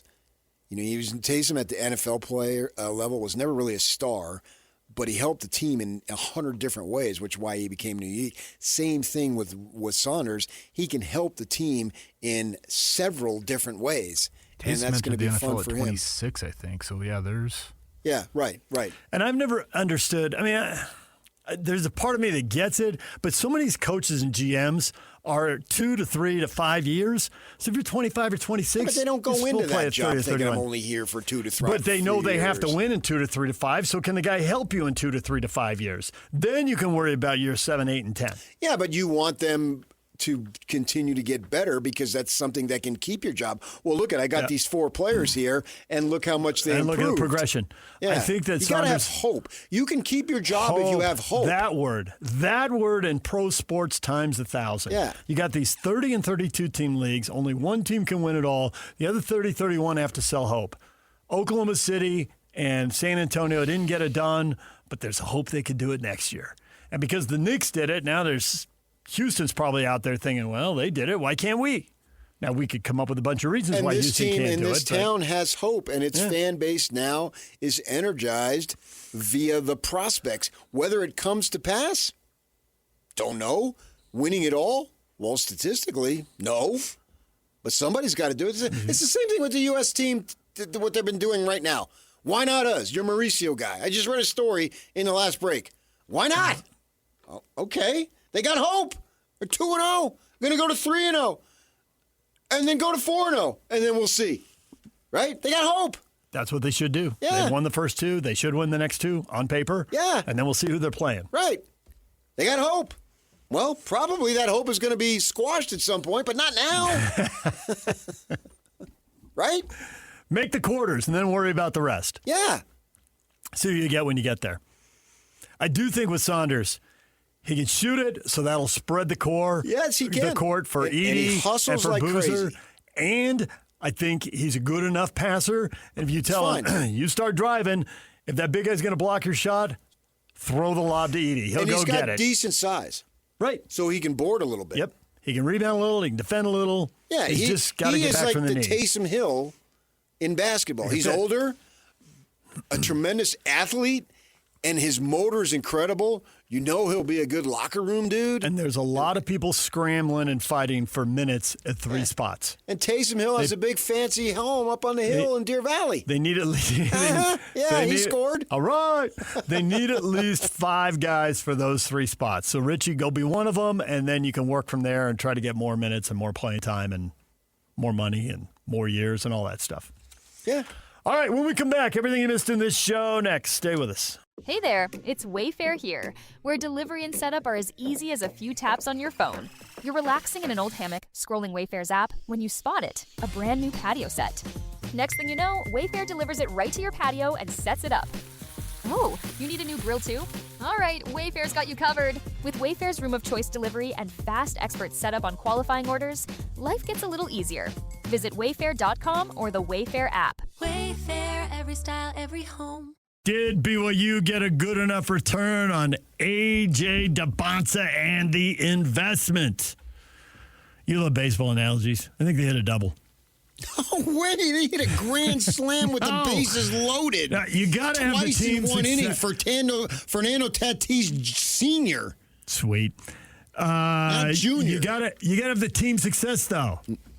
A lot of other boxes got checked. No, you don't. You got a lot of boxes checked. He's the number one pick in the draft. He kept BYU front and center. It's now 3 guys drafted in 2 years. It's 2 lottery picks 2 consecutive years. So he helps them check boxes, and that's going to get the attention of the 14, 15, 16, 17-year-olds in the pipeline.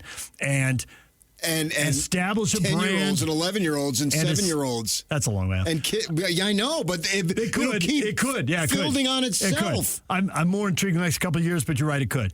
And establish the brand with the TV networks. Hey, these guys are always going to play 4, 5, 6 big non-conference games. We got to show BYU Arizona, BYU Houston, BYU Kansas.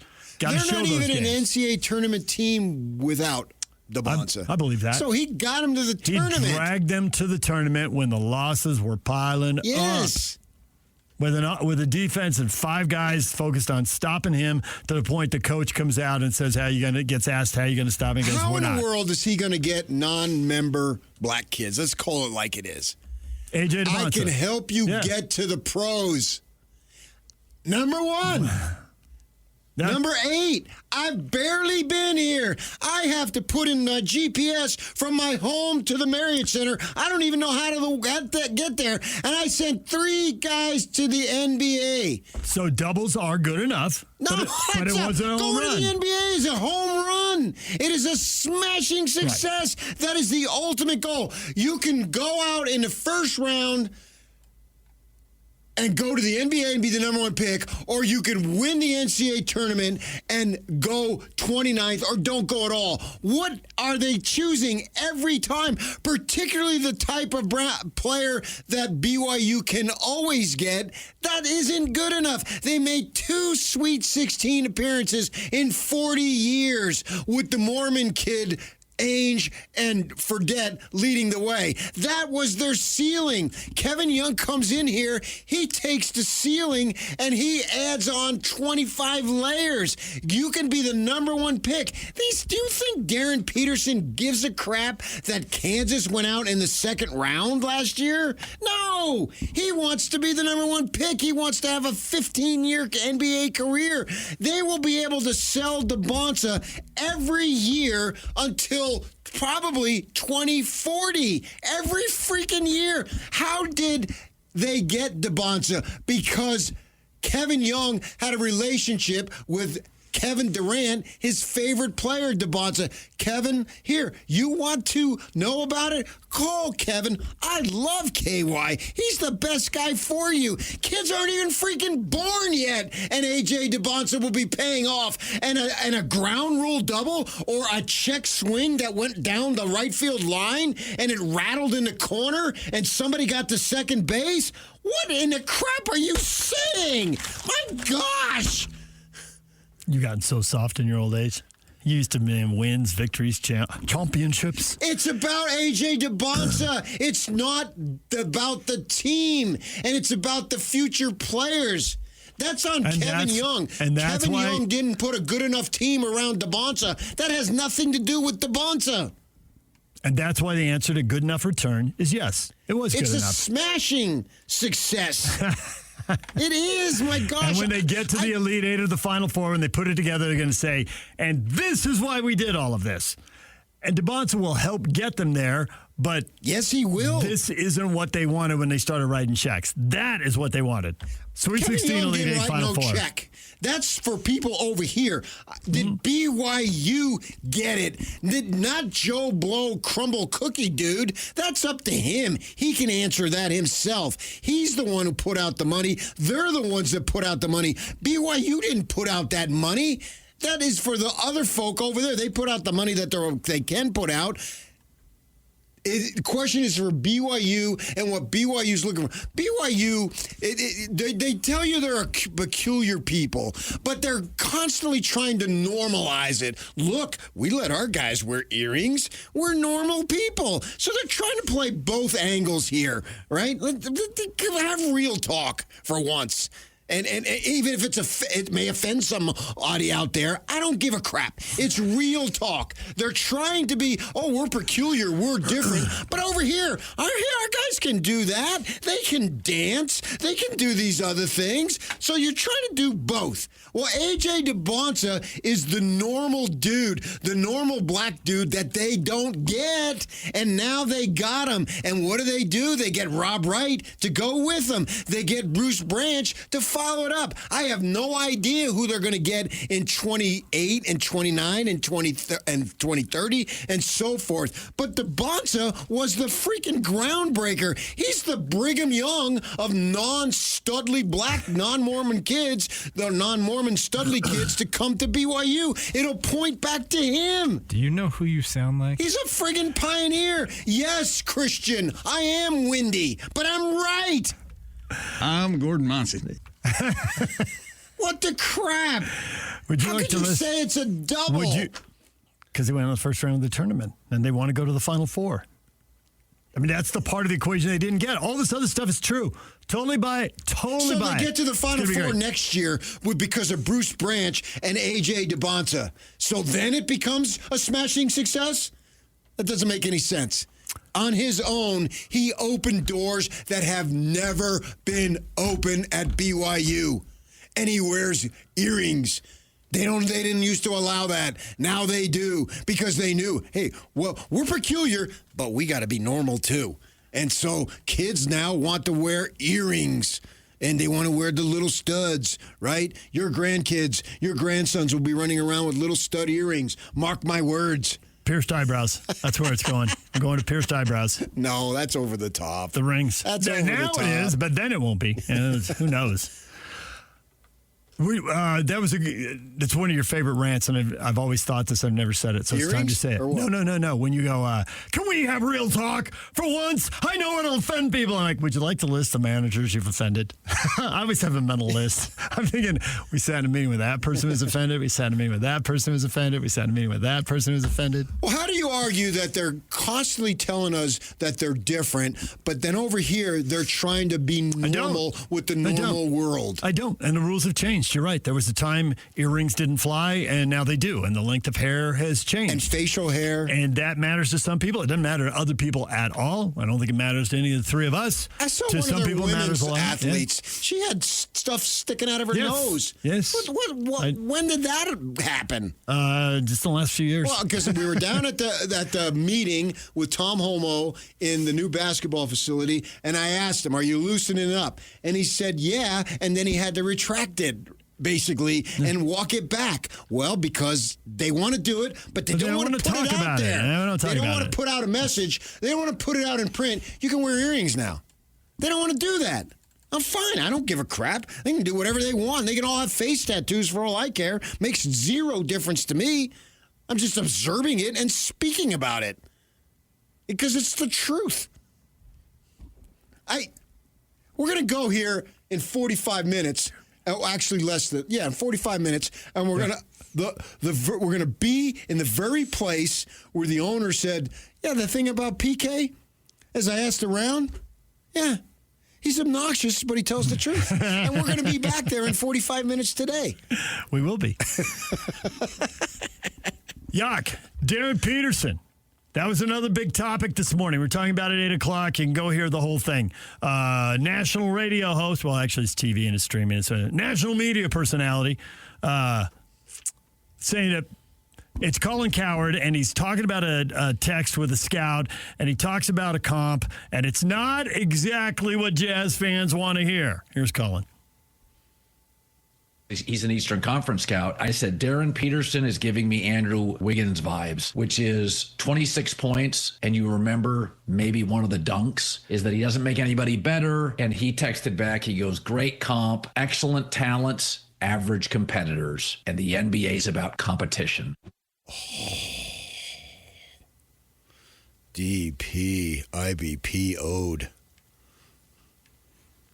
Gonna have to get a list going. That's a decent yacht, right? All the people who don't believe. That chip on your shoulder, keep it there and possibly make it bigger.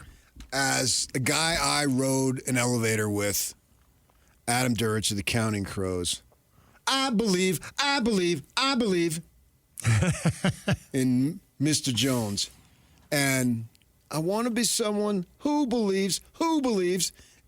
Darryn Peterson? Yeah. That's the great thing about it, Darren. You got detractors up and down the line. What are you going to do about it, son? You going to show them? Well, he said he was going to play 82 because he knows people are hung up on the fact that he missed a lot of games and that he took himself out of multiple other games, including a high-profile game with BYU. And I will show each one of you who don't believe in me. And he correctly assessed, because he knows how it's going to be played. It's like, I'm not just taking it out on that guy, referencing A.J. Dybantsa and the 2 games a year that they're going to play head-to-head since they're in opposite conferences. It's the other 80. I'm taking it out on everybody. And he knows there's a list of everybody. A media personality who is texting with a scout. And their GMs, and obviously the Wizards didn't pick him. I don't believe him. I think he's a horrible pick. Just putting fuel on the fire. Light it up, PK. I never would have taken him. You nuts? Yeah. And we got to play some of these once they get to the playoffs. And then when they get to the second round of the playoffs, just keep that fire going. Yeah, and I believe that the management to themselves obviously answered that question that they believe. And that's important. Guys who do this all the time, they're not infallible, but they usually have great instincts. And they looked a young man in his eyes and vice versa, and they came away with thinking, yeah, okay, have that grudge, have that chip. He brought it up. I asked him a question Tuesday. He brought it up, man. Now I led him down the road for the answer, and he delivered. He was ready to go. Yeah. Yeah, he was going to say that at some point. Might as well say it to you on that show. Yeah, right. And that was the question, and that was the answer that all of us were looking for. And he delivered the answer. It's 82 games. It's a grind. You need something to keep you going. If Jordan needed something to keep himself going, if Kobe needed something to keep himself going, well, then so does every other rookie in this draft. Now I'm with the Jazz, and I'm super excited to get there. And it'll definitely keep a chip on my shoulder throughout my whole career. And I'll take it out on everybody, not just that guy in particular. Good. Oh, sweet. He's got a Kobe tat, apparently. If he makes the All-Star team in the next 5 years and is leading the team in scoring and deep in the playoffs, I'm going to get a Darryn Peterson tat. You've promised this before, and you've never delivered. A DP22, huh? What do you mean I've never delivered? How do you know? I didn't tell you where I was going to get it. Nice cover. You want to see it? No. I want you to show it. I want you to show it to Lloyd, and I'll just get a report. Show it to your boss, one of your bosses. You can pick any of your bosses. You got like 5 of them. I'd pick Lloyd. Nate's like, yeah, pick Lloyd. Don't pick me. Ruth doesn't even want to talk about it. It's Lloyd. It's got to be Lloyd. I'm telling you right now. Yeah. If that's what happens, I'll do it. PK, we missed this earlier today, by the way. What? Do you know that today is Global Beatles Day? It is? Yeah.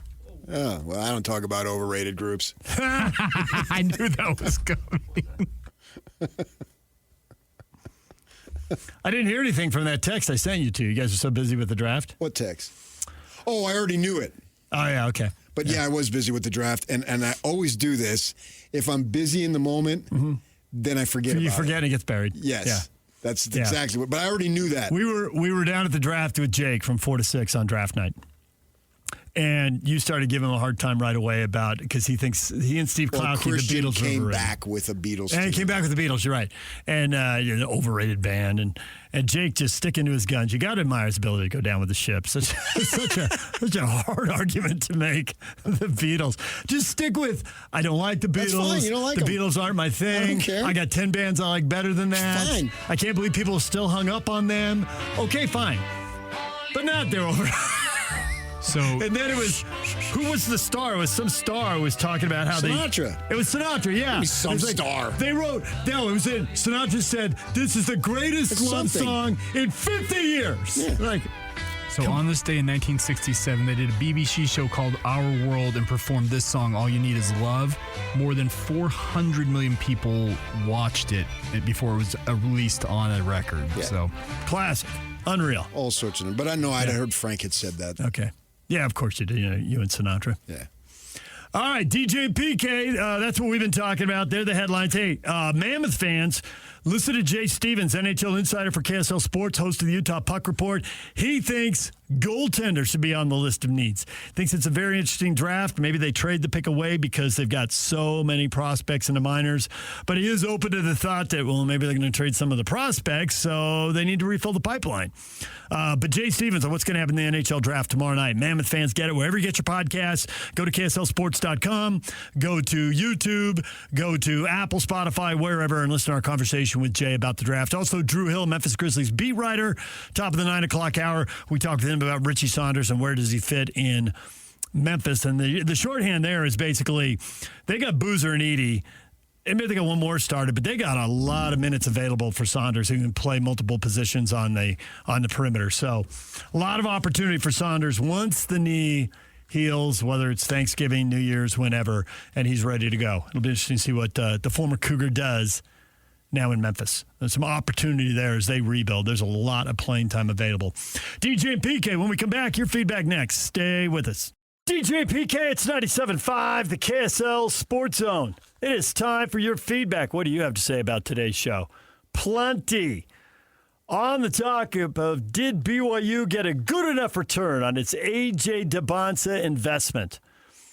A lot of people, not long-winded comments here. Kyle, yep. Lane, yes. Bruce, absolutely. Brady, absolutely. But with an exclamation point. Look at them go. Travis is lukewarm. Meh. Travis wants tourney wins. Wants to go where Rick Majerus went. Sweet 16s, Elite Eights, Final Four title game. Ephraim, losing the first round, paying him $7 million for 1 year and gone. I think the Y got screwed. Ephraim. The investment's got to pay off. You could argue with Branch, it already has. Before they ever played. Yeah, it's going to continue to pay. It's like an annuity. Ooh. He's an annuity. AJ the annuity. The A stands for annuity. Annuity Junior. Annuity interest. That's exactly what they're going to get from him. AI. What? This is a weird one. Jared, does Raggedy Ann have a cotton crotch? Jared, you're just getting weird, man. What are you doing, dude? I wouldn't have any idea. What? I know, right? As a guy who doesn't have to sign the checks, I say yes. Craig's on board. Josh, he's the number 1 overall pick. He might win Rookie of the Year. He may be an All-Star or All-NBA. And BYU will always be next to his name. So that makes him an annuity. Thank you. Well, you'd think that the number 1 draft pick would be able to get past the first round of the NCAA tournament, right? That's interesting. How often does the number 1 pick make it through? Half the time? 2/3? How many NCAA tournament games did Wembanyama and LeBron win? See? Right away, there's a couple guys who didn't go. High school guy, foreign guy. Ben Simmons, we just talked about him. He didn't even qualify. You would think that having 2 top 5 picks on the same team, you'd at least get to the tournament. But Rutgers did not. Right. Melody, there's been a lot of national media discussion about BYU's basketball program. It's number 1 pick. Fun year for fans, and already the next star lined up. And that makes him an annuity. You got to stay with that. You got something there. I know, but I got so much with so many things, it's hard to remember them all. That's why Yak has drops. Yeah. Then you don't have to. He does. He's going to keep By the way, we have a new giving. one that came out today, by the way, from you guys.